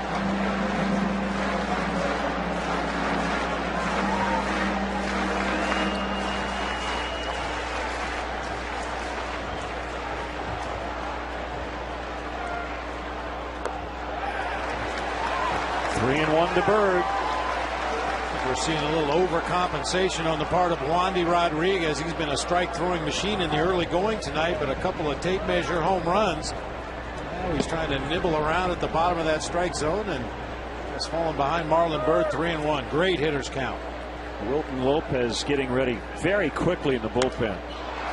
Pop down the right field line. Long run for Hunter Pence. And he makes the catch. Had to take his eyes off the ball briefly as he got near the side wall and was able to make a nice play.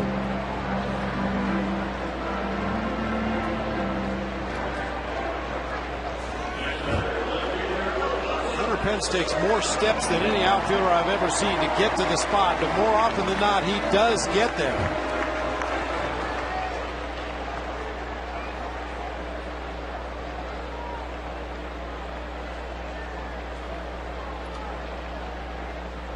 Soriano is flied out twice, and he pops it up. Another long run for Pence, and it's going to drop. Throw to second in time. Lance Berkman nails Soriano, who's trying to stretch it into 2.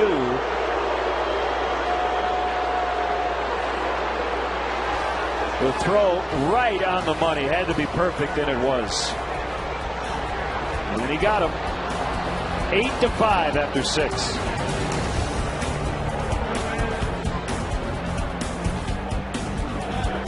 Down the seventh, the called strike on second baseman Jeff Keppinger. Lance Berkman with a heads-up play. 3 Astros were in the vicinity as Alfonso Soriano blooped it into right. Berkman picked it up, fired it to Angel Sanchez in time to get Soriano at second for the final out after the Cubs got 3 and a couple of homers.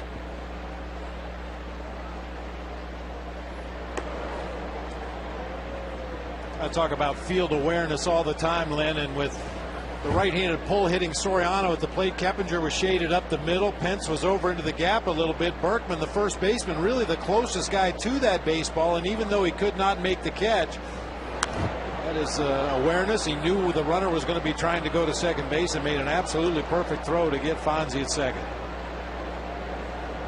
And a pretty big play to, at least for the time being, stop the momentum.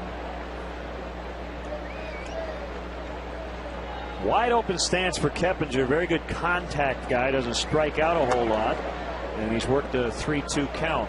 Award-winning journalist Bill Curtis will conduct the 7th inning stretch.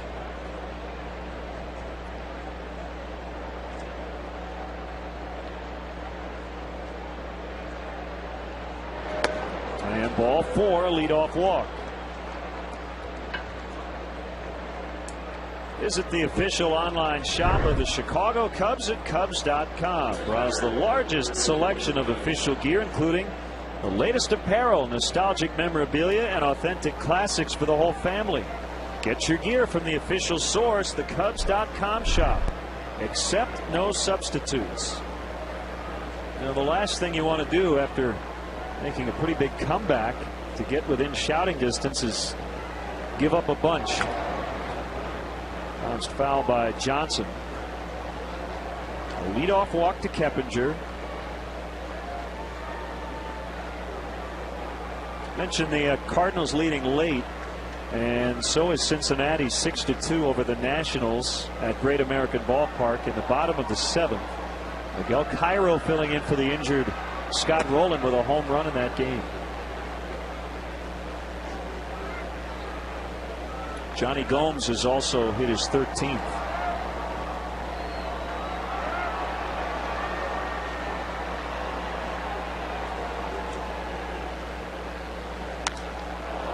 High deep drive, right center, and gone. A 2-run homer for Chris Johnson.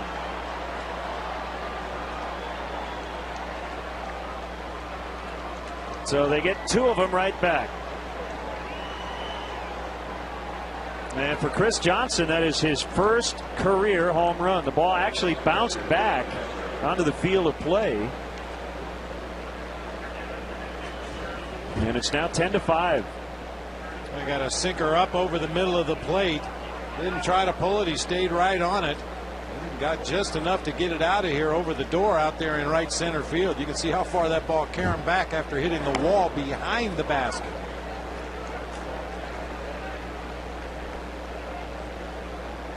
So Jason Castro with his second career home run earlier, and Johnson here in this 7th with his first. Chopper to Baker. 1 away.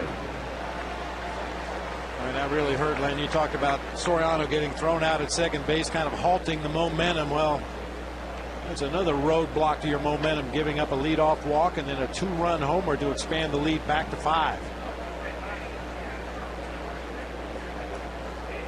That'll be it for Wandy Rodriguez. Pedro Feliz announced as a pinch hitter.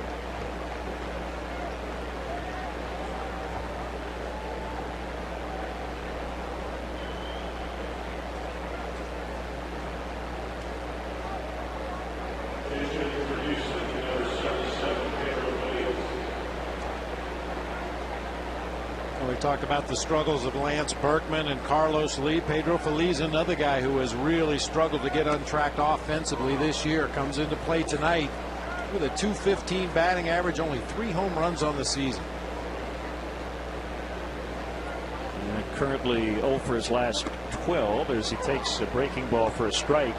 Hey, if you're coming out tomorrow, Cubs Charities and Ryan Terrio are teaming up for a mystery ball sale here at Wrigley Field. An autographed ball, $20, and may be purchased in front of Wrigley Field at the gates. Proceeds will benefit the National Wildlife Federation in support of its Gulf Coast relief efforts. So basically you pay for a ball and a Cub will have signed it. 2 down in the inning.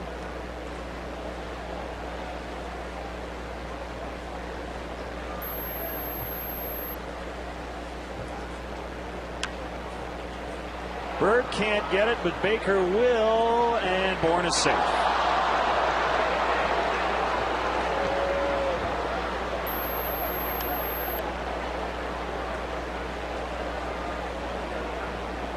So Michael Bourne with his second hit. So the mystery ball sale, again, the proceeds benefit Cubs Charities and the National Wildlife Federation. $20 per ball in support of Gulf Coast relief efforts. Great cause, so stop by, and even if you don't have a ticket to the game but are in the area, you still can get a ball. Base hit right field. Michael Bourne is going to stop at second.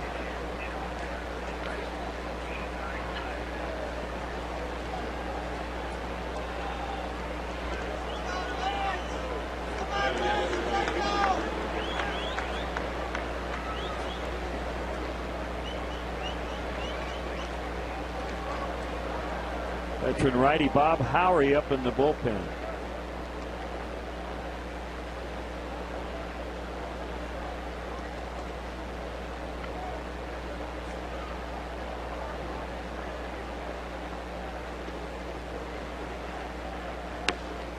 Right down the middle to Berkman. 1 strike.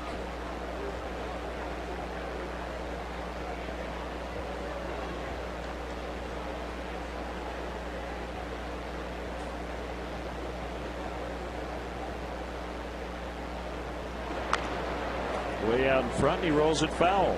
Well, then I started to talk about certain hitters. Talked about Lance Berkman, how he's been good over the years. Good hitters, the advance report will usually say something to the effect of, you can't pitch him one way. You can't just pound him inside. You can't just pitch him away. You've got to mix it up. You've got to change speeds, change locations. But occasionally you'll get a hitter that's slumping, and the report will say, just pound him away, or just pound him in, pound him in. I think right now the Cubs feel they can get Berkman out by staying inside, really getting in on his hands, keeping him from extending those arms. Now, if he proves he can get to that pitch, then you've got to adjust your scouting report and start to mix it up a little bit more.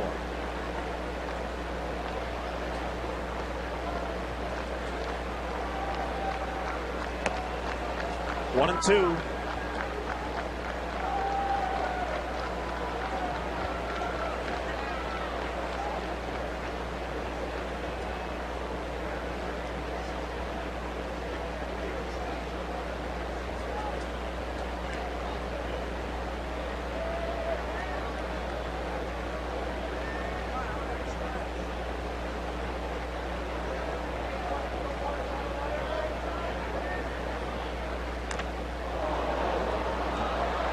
Got a piece of Tony Randazzo, who seems to be all right. Still 1 and 2.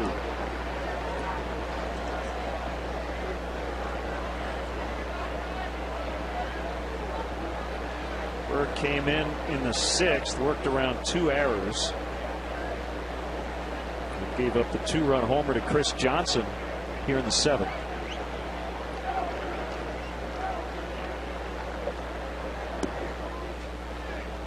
This is another one of those situations, Len, where you'd really like to get Justin Bird through this inning. The pitcher spot is due up 3rd in the bottom half of the 7th inning.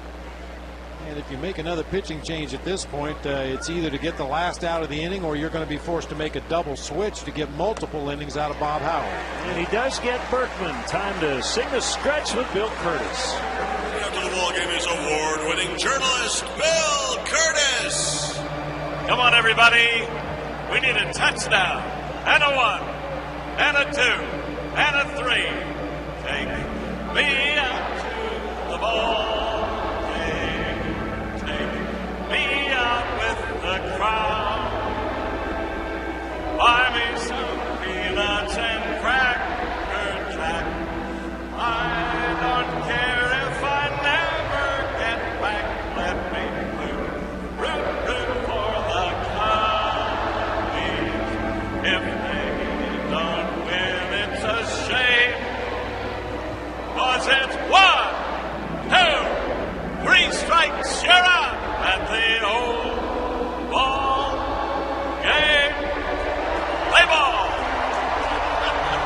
see Bill Curtis. Thank you.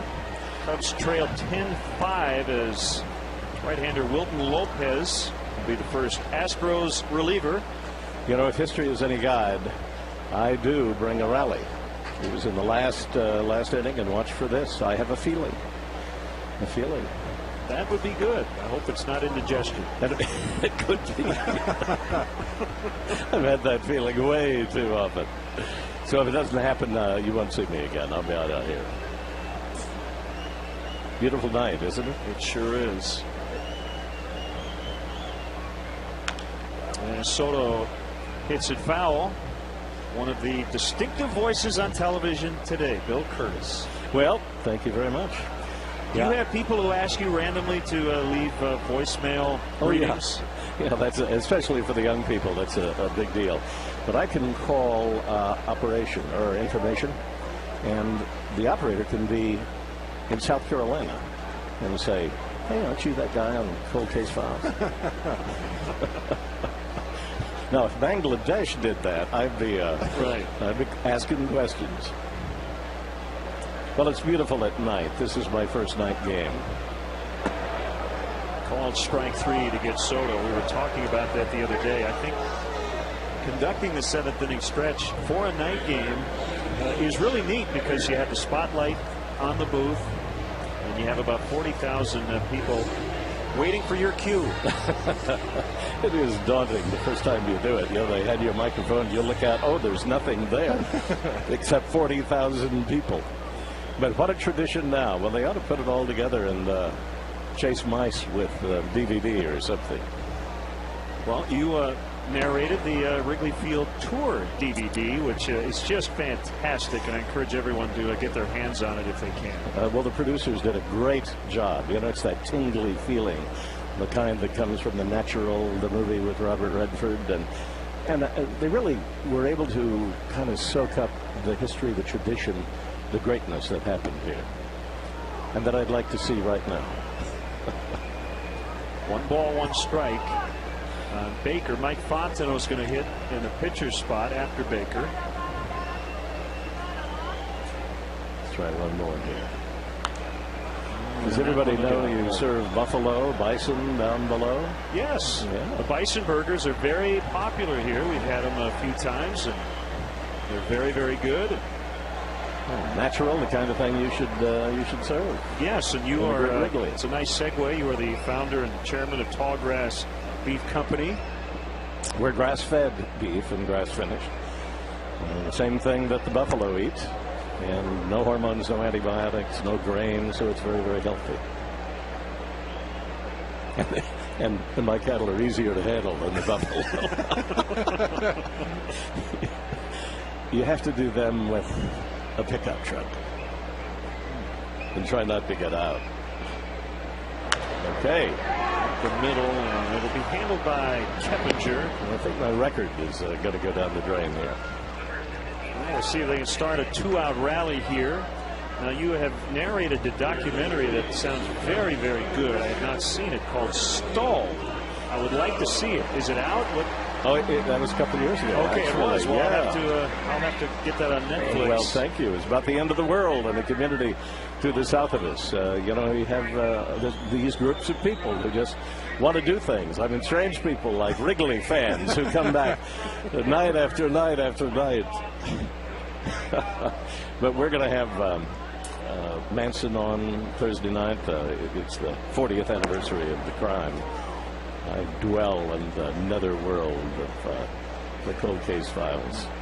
Well, that sounds spooky. Just listen to you describe it. Yeah, it is spooky. They have saved the courtroom, and the rest of the building is almost torn down. But they've saved the courtroom in Los Angeles, and they put history up there. Everybody appreciated it for what it was, and of course, everybody is still alive who was involved in the trial because the death penalty was declared unconstitutional back then before it was reinstated. Vince Bugliosi, the outstanding prosecutor, became a great author. I've read almost every book he's written, just fascinating books, and most of them about trials that he worked, including Helter Skelter, which was about the massacre. It was the beginning. I think that book is the #1 crime, sort of real crime, best-selling book. He's quite a guy. You know, he came out in favor of the one assassin theory on the Kennedy assassination in maybe the longest, the biggest book. Never read that one. That's about 1,000 pages. Yeah, yes. well, you can keep your door open with that. And what a great guy. But he holds up around Lake Arrowhead and just writes. And he's little notations on the side of the book here and there. Yeah, that's how he does it. He doesn't type it out. He writes it out longhand. Just that is worthy of an indictment. Well, I just think all the series we've been talking about and the stories we're talking about, sometimes, you know, true life is stranger than fiction. And I think you've narrated a few stories. Well, about 1,000. Yeah. I mean, to round it off. Oh, my goodness. I am just having a bad day. Okay, guys. Well, Bill, thanks for stopping by. We'll get him next time, all right? I was bragging. Thanks so much. Bill. Good to see you guys. Starts a pretty ugly line, 2 1/3 and 11 earned runs. Visit your Honda dealer, test drive a 2010 Honda CR-V.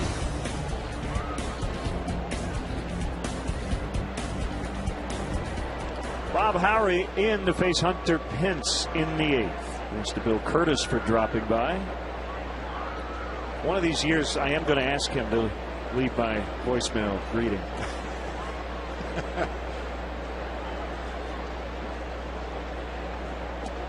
And ball one from Bob Howry. I love that true crime stuff. Oh, yeah. It's chilling, but it's very interesting.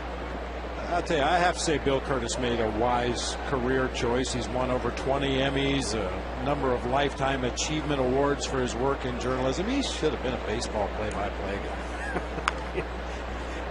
Yeah, he would have been good at it. Ramirez throws out Pence.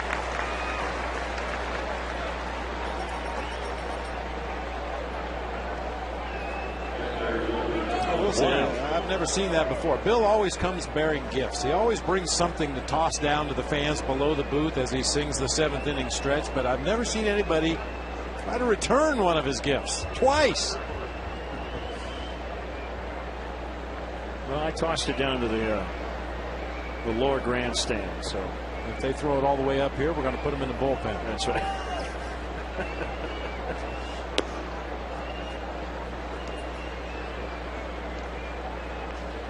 A rough night for the Cubs pitching staff. Everybody's given up multiple runs to this point.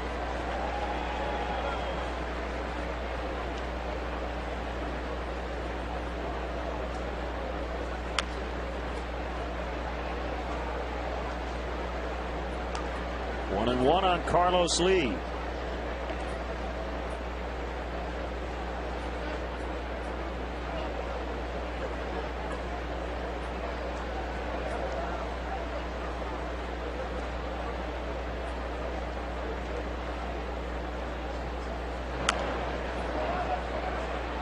Ramirez will barehand it, going to be close, and he gets him by half a step.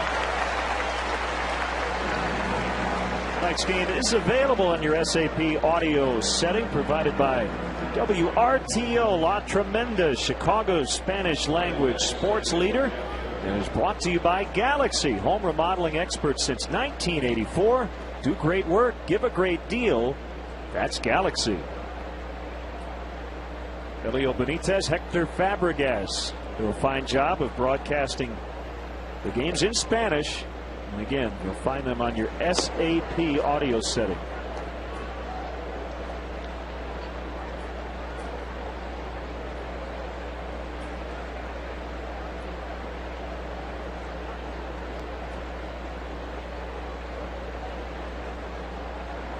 The 1-0 on the way to Keppinger.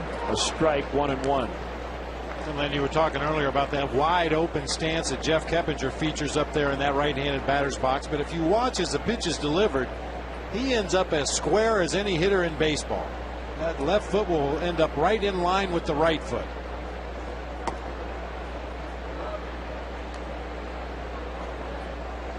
We've talked about this many times. It doesn't really matter how you start in that batter's box. It's the position you're in when that ball is released. And most hitters in the big leagues are in a very similar position when that pitcher lets go of the ball.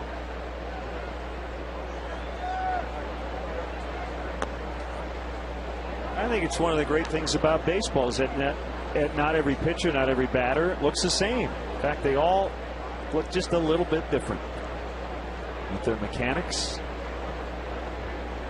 Some look a little more different than others.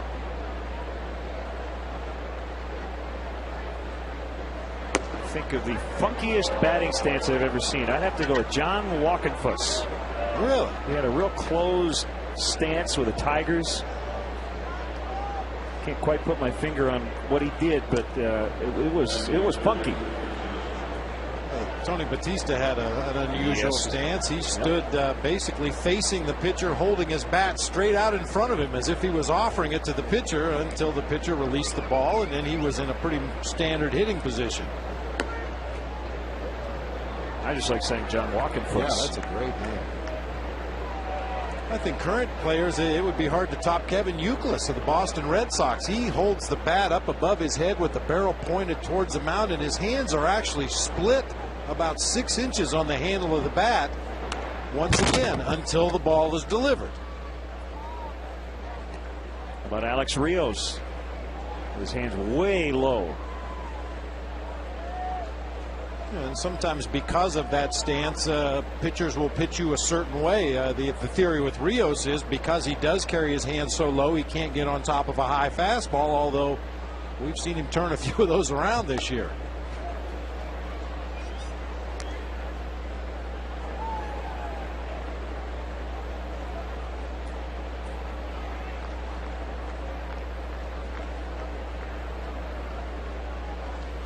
Chris Johnson with his first career homer back in the 7th.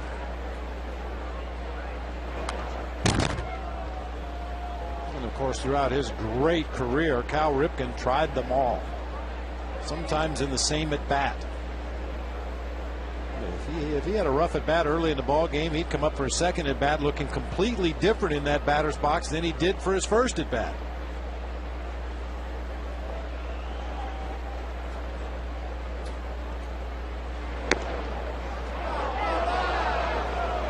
Close, but he didn't get it. 3-2.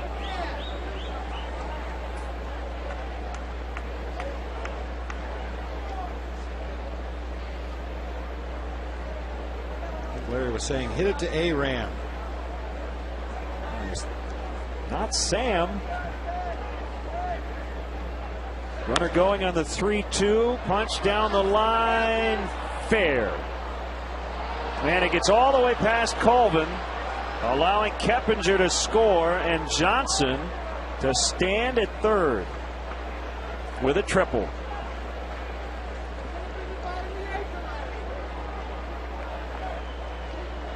Second career triple, and it's now 11-5. Double away from the cycle. And just a little slashing drive down that right field line. See, as Colvin came over from his position, the ball bounced up and hit the retaining wall there and shot over Tyler's head. He just got a little bit too close to the wall right there. Might have been looking up into the lights as he tried to play that carom off the sidewall. For whatever reason, he fanned on it, and Johnson ends up at third base.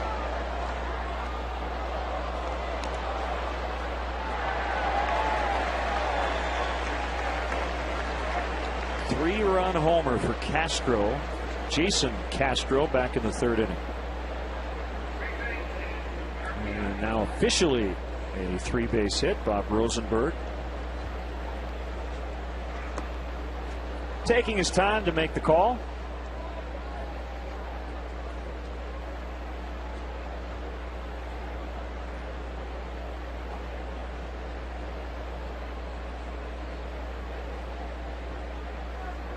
You tell Rosie we had written it in our books 5 minutes ago. Try to get his attention. He won't look over here because he knows I'm going to get on him. Another one drilled. Colvin will get this one. So Howry touched for 1. And all Astros tonight. Hordak was born in Oak Lawn, Illinois. This is his 4th major league team.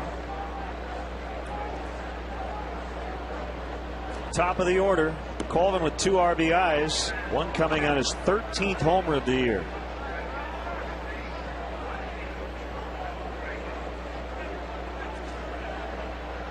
Cubs in danger of dropping to 2-5 against Houston. They are 3-9 against last place Pittsburgh. And while we sit here and try to figure out ways the Cubs can get back into this NL Central race, they're not only trailing St. Louis and Cincinnati by a wide margin, they came into action tonight tied with Milwaukee for third place. Well, the Brewers are leading 3-1 in the bottom of the ninth in Pittsburgh. John Axford is struggling, 2 on, nobody out, but if the Brewers hang on, they'll likely be a game up on the Cubs. Nice play by Berkman as he tagged the base with his glove ahead of Colvin. And sometimes the quickest way to get to the base is to do what Lance Berkman does right here. He knows if he has to take a couple more steps, he might not beat Colvin to the bag, so he just dives for the bag like a base runner going back in on a pickoff attempt.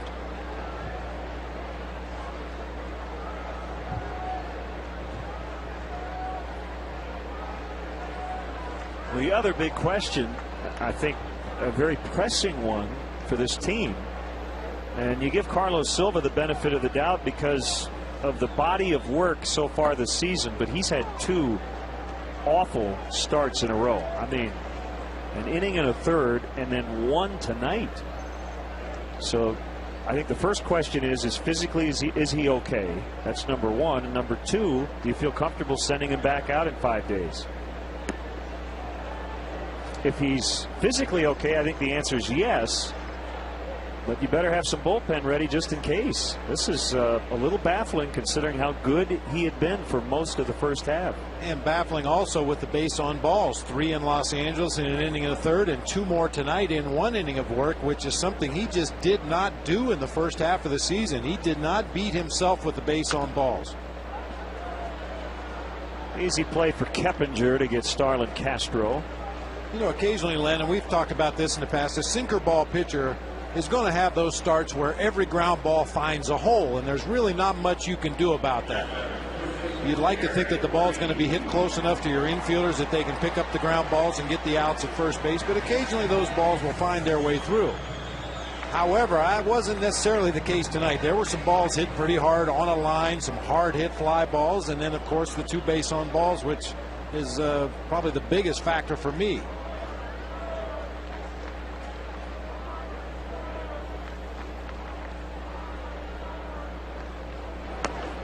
I think there's one other question to ask, and only he can answer it, and that is his focus. A guy whose body language is apparent at times. We saw some frustration early on in the first inning with a couple of calls, non-strike calls. He clearly was frustrated in his last start in Los Angeles, and that might be as much an issue as anything else. And that's something you don't expect from a veteran pitcher. I mean, I know Carlos Silva's had a number of outings throughout the course of his career where the home plate umpire, in his mind, was squeezing the zone for him a little bit. D. Lee drives the ball out toward right center. Cut off by Pence. That'll be Derek's 3rd base hit of the ball game.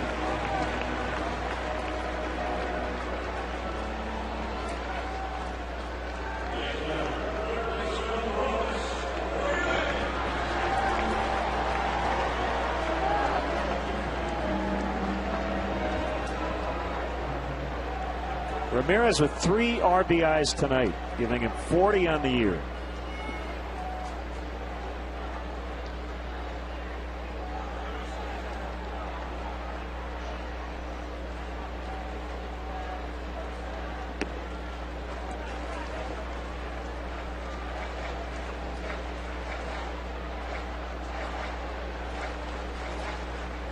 Left-hander Wesley Wright will be called up from AAA and make his first major league start tomorrow.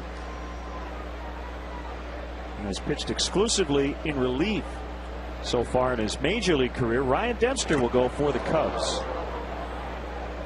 And then on Wednesday, a game you can catch on WGN Sports, Brett Myers, who's been really good this year, against left-hander Ted Lilly.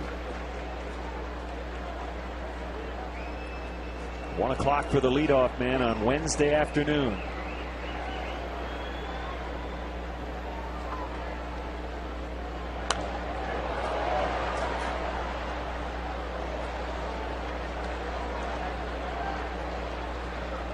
Cubs are off Thursday, and then the Cardinals come in on Friday. It looks like they'll avoid Adam Wainwright and Jaime Garcia in that series. They're not going to miss Chris Carpenter, however.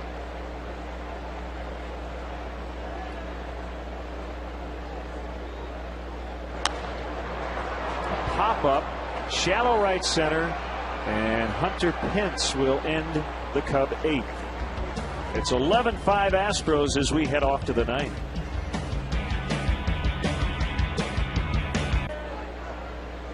Jason Michaels came into play left in the bottom of the 8th. Will lead off the 9th against Bob Howery.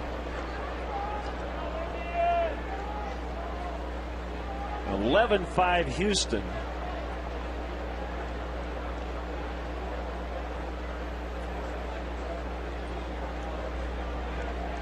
Well, it's been a terribly inconsistent season for the Cubs, who dropped back to 10 games under 500 with a loss tonight.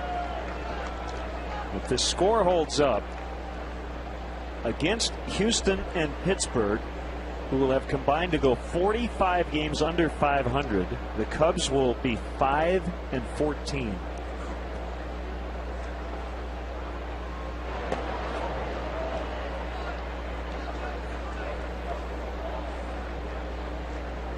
It's not to say you still can't get it done, but sure not making it easy on yourself. Playing such subpar baseball against teams that, quite honestly, the Cubs should be beating rather easily. Baker goes out, and now plants and makes a catch.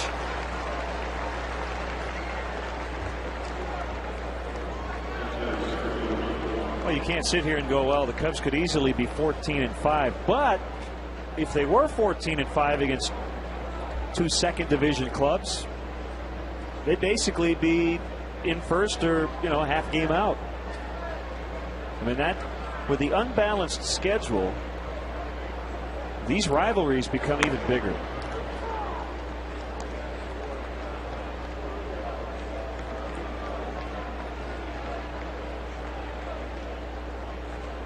I think the Reds are in first place by and large because they're 25-15 against their own division.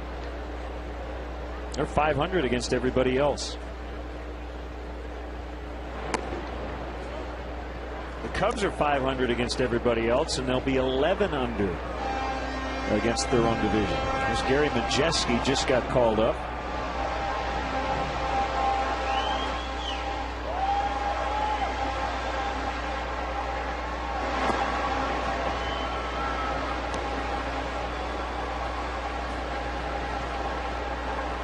I think going into this season, everybody felt that the National League Central was going to be one of the weaker divisions in baseball, and it was ripe for the taking. Unfortunately, the Cubs have dug such a hole now. It's going to take some kind of finish to this season for them to get back into contention, and it's going to take some kind of collapse for the Cardinals and the Reds, and as you mentioned, now the Milwaukee Brewers as well.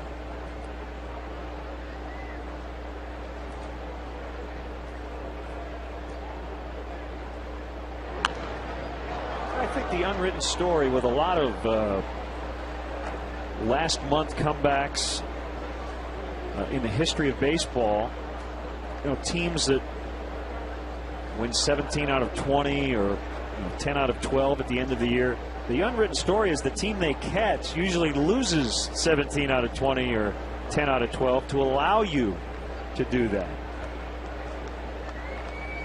I think it's one reason why the White Sox jumped into first place, because the Twins were pretty bad for a while. And Milwaukee did win 3-1 at Pittsburgh. That's a final.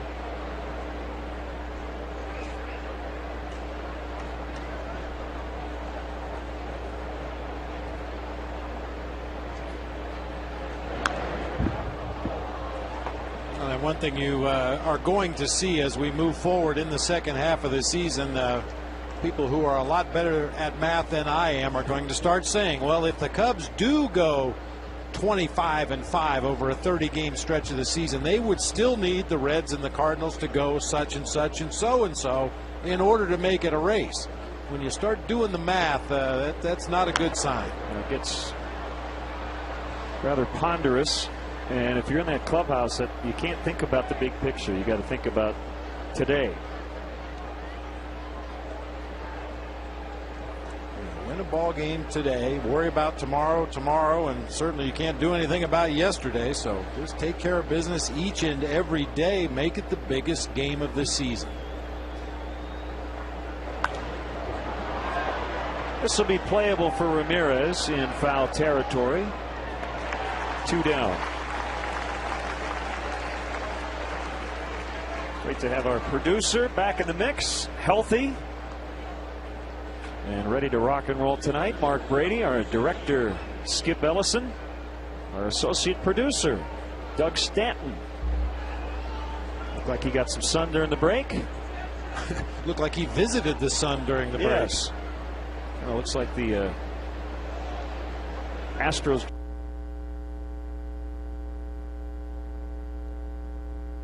jersey, but feeling good after a long All-Star break, and great to have him back with us.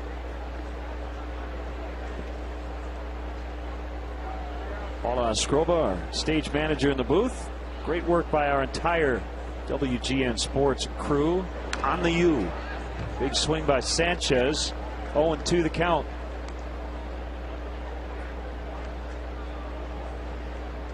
Every Cub pitcher has given up at least one tonight.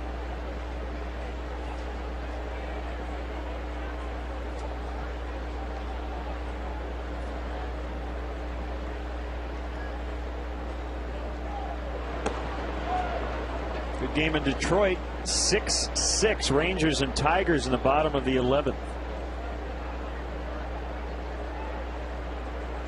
Tampa Bay beat Baltimore 8-1 the final. Wade Davis beat Chris Tillman.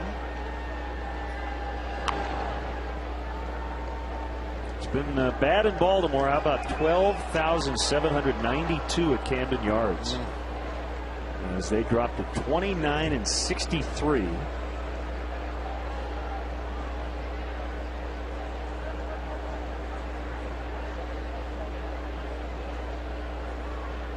Cardinals did beat the Phillies 8-4 for their 6th straight win.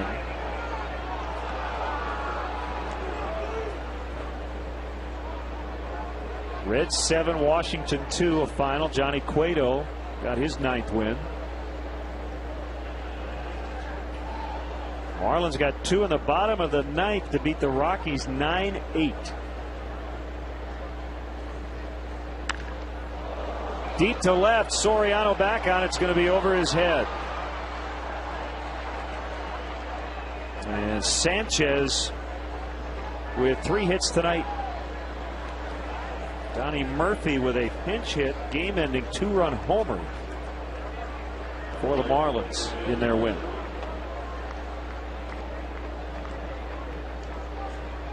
Ubaldo Jimenez gave up 6 runs in 5 1/3. And got a no decision.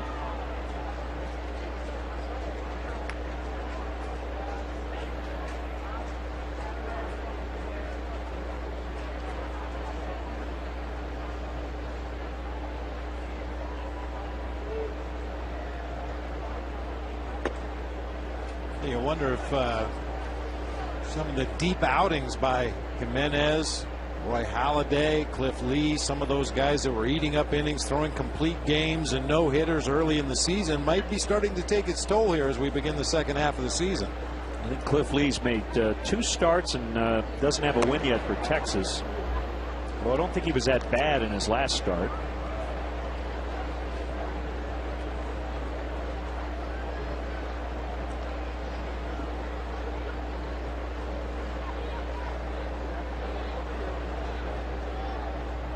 I would say 9 innings, 2 runs as he took the loss.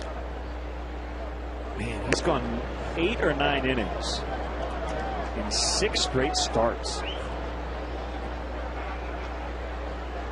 The thing about it, though, Bob, the most pitches he's thrown during that stretch is 115. He has not hit 120 all year. Ball 4 to extend the inning.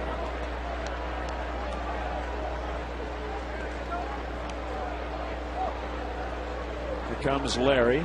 Nobody in the bullpen. You need Howery to get through this 9th inning.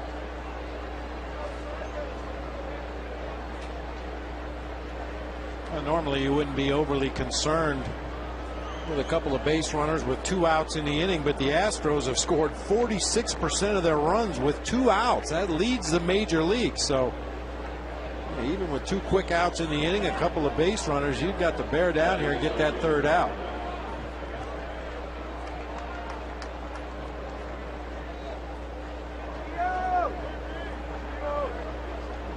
It'll be Hunter Pence with 2 on and 2 down. Dodgers back home after a 4-game sweep at the hands of the Cardinals, and they're hosting their arch rival, the Giants. No score in the 3rd. Madison Bumgarner and James McDonald on the mound. Hey, good for Bud Black. Got a 3-year contract extension, one of our favorites. Done a great job as the manager of the San Diego Padres, who lead the West by 4.5.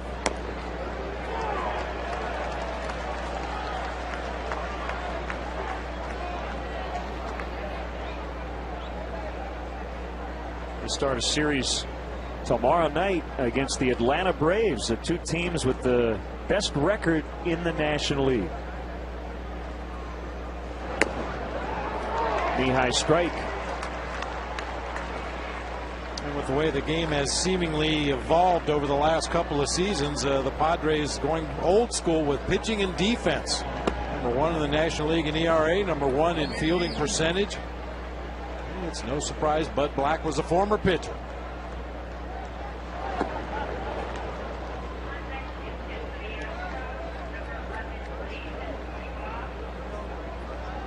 Two on Pence, who's choking up on the bat.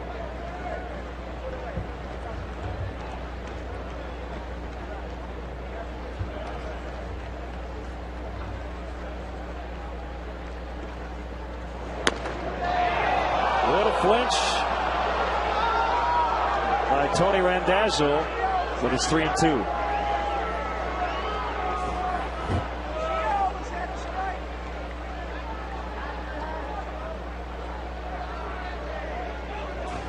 Doesn't make it right, but Randazzo has been very consistent. He has not gone off that corner of the plate, whether it's an inside pitch to a left-handed hitter or a pitch away to a right-handed hitter.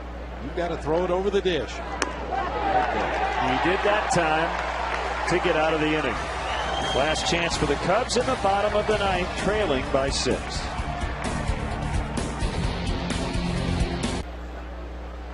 And right-hander Gary Majeski had his contract selected from AAA Round Rock after yesterday's game against the Pirates. Will make his 230th career Major League appearance.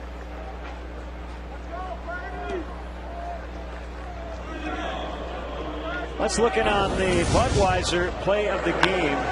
The 3-run homer by number 8 hitter Jason Castro. That made it 8-0 in the 3rd inning. Bob, the Astros have gotten 6 RBIs combined from their 7 and 8 hitters tonight. Budweiser with full flavor and a crisp finish. It's what we do. And 2 more hits from the pitcher spot. Wandy Rodriguez with a single and a double in this ball game. The bottom of the order doing a lot of damage tonight.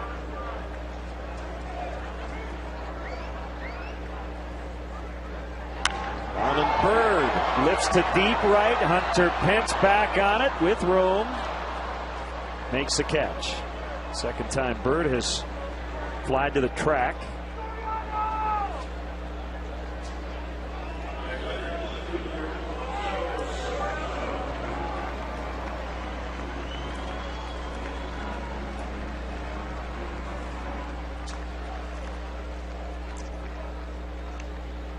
Alfonso's 1 for 3.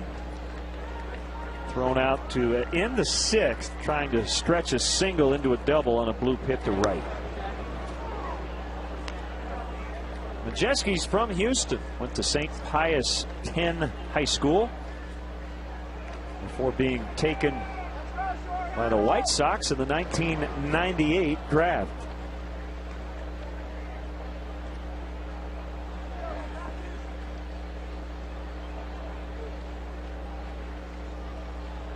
This is his Astros debut. He's been an Expo/National, a Cincinnati Red, and now a Houston Astro, pitching for his hometown team.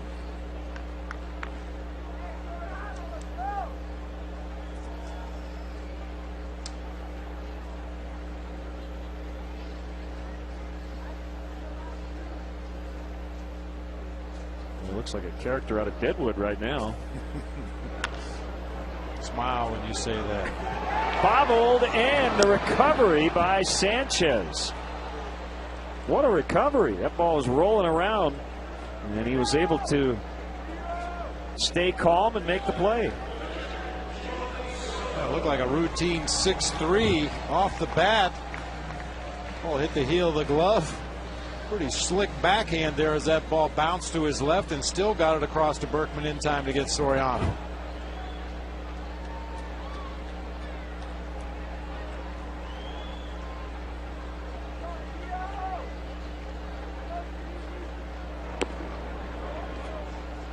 Ball one to Soto.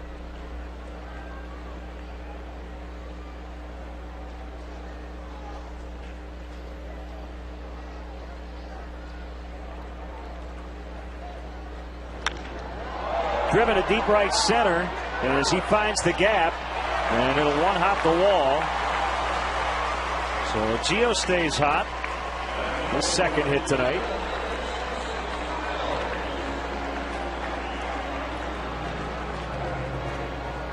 He waited back on that ball nicely, let it get deep into the hitting zone. It's a breaking ball that just kind of spun up there, belt high on the outer part of the plate, drove it to that gap in right center field. Well, he's seeing the ball extremely well right now.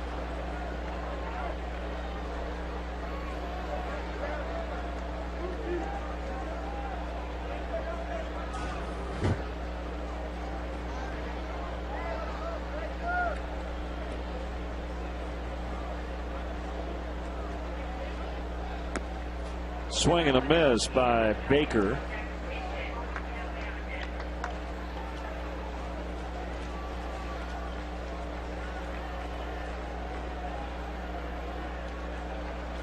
Kosuke Fukudome on deck.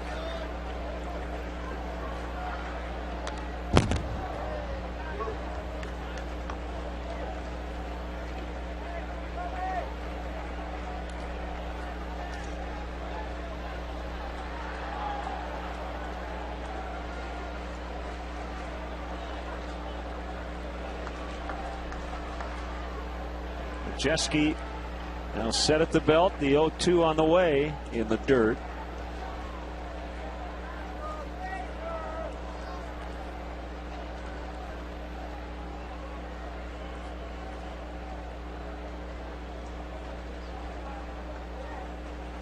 Offense really not a problem tonight. Cubs with 5. But the light hitting Houston Astros with 11 runs on 17 hits. And again, they are not a home run hitting team. They have a couple tonight. They came in with a major league low 59 on the year.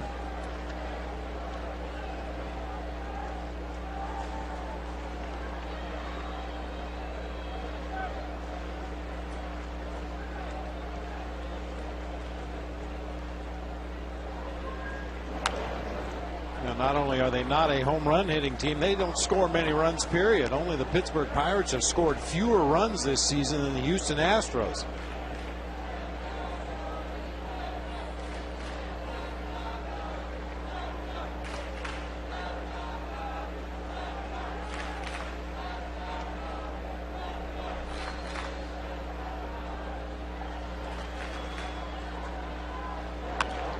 Right back to Jeske, who snags it for the final out.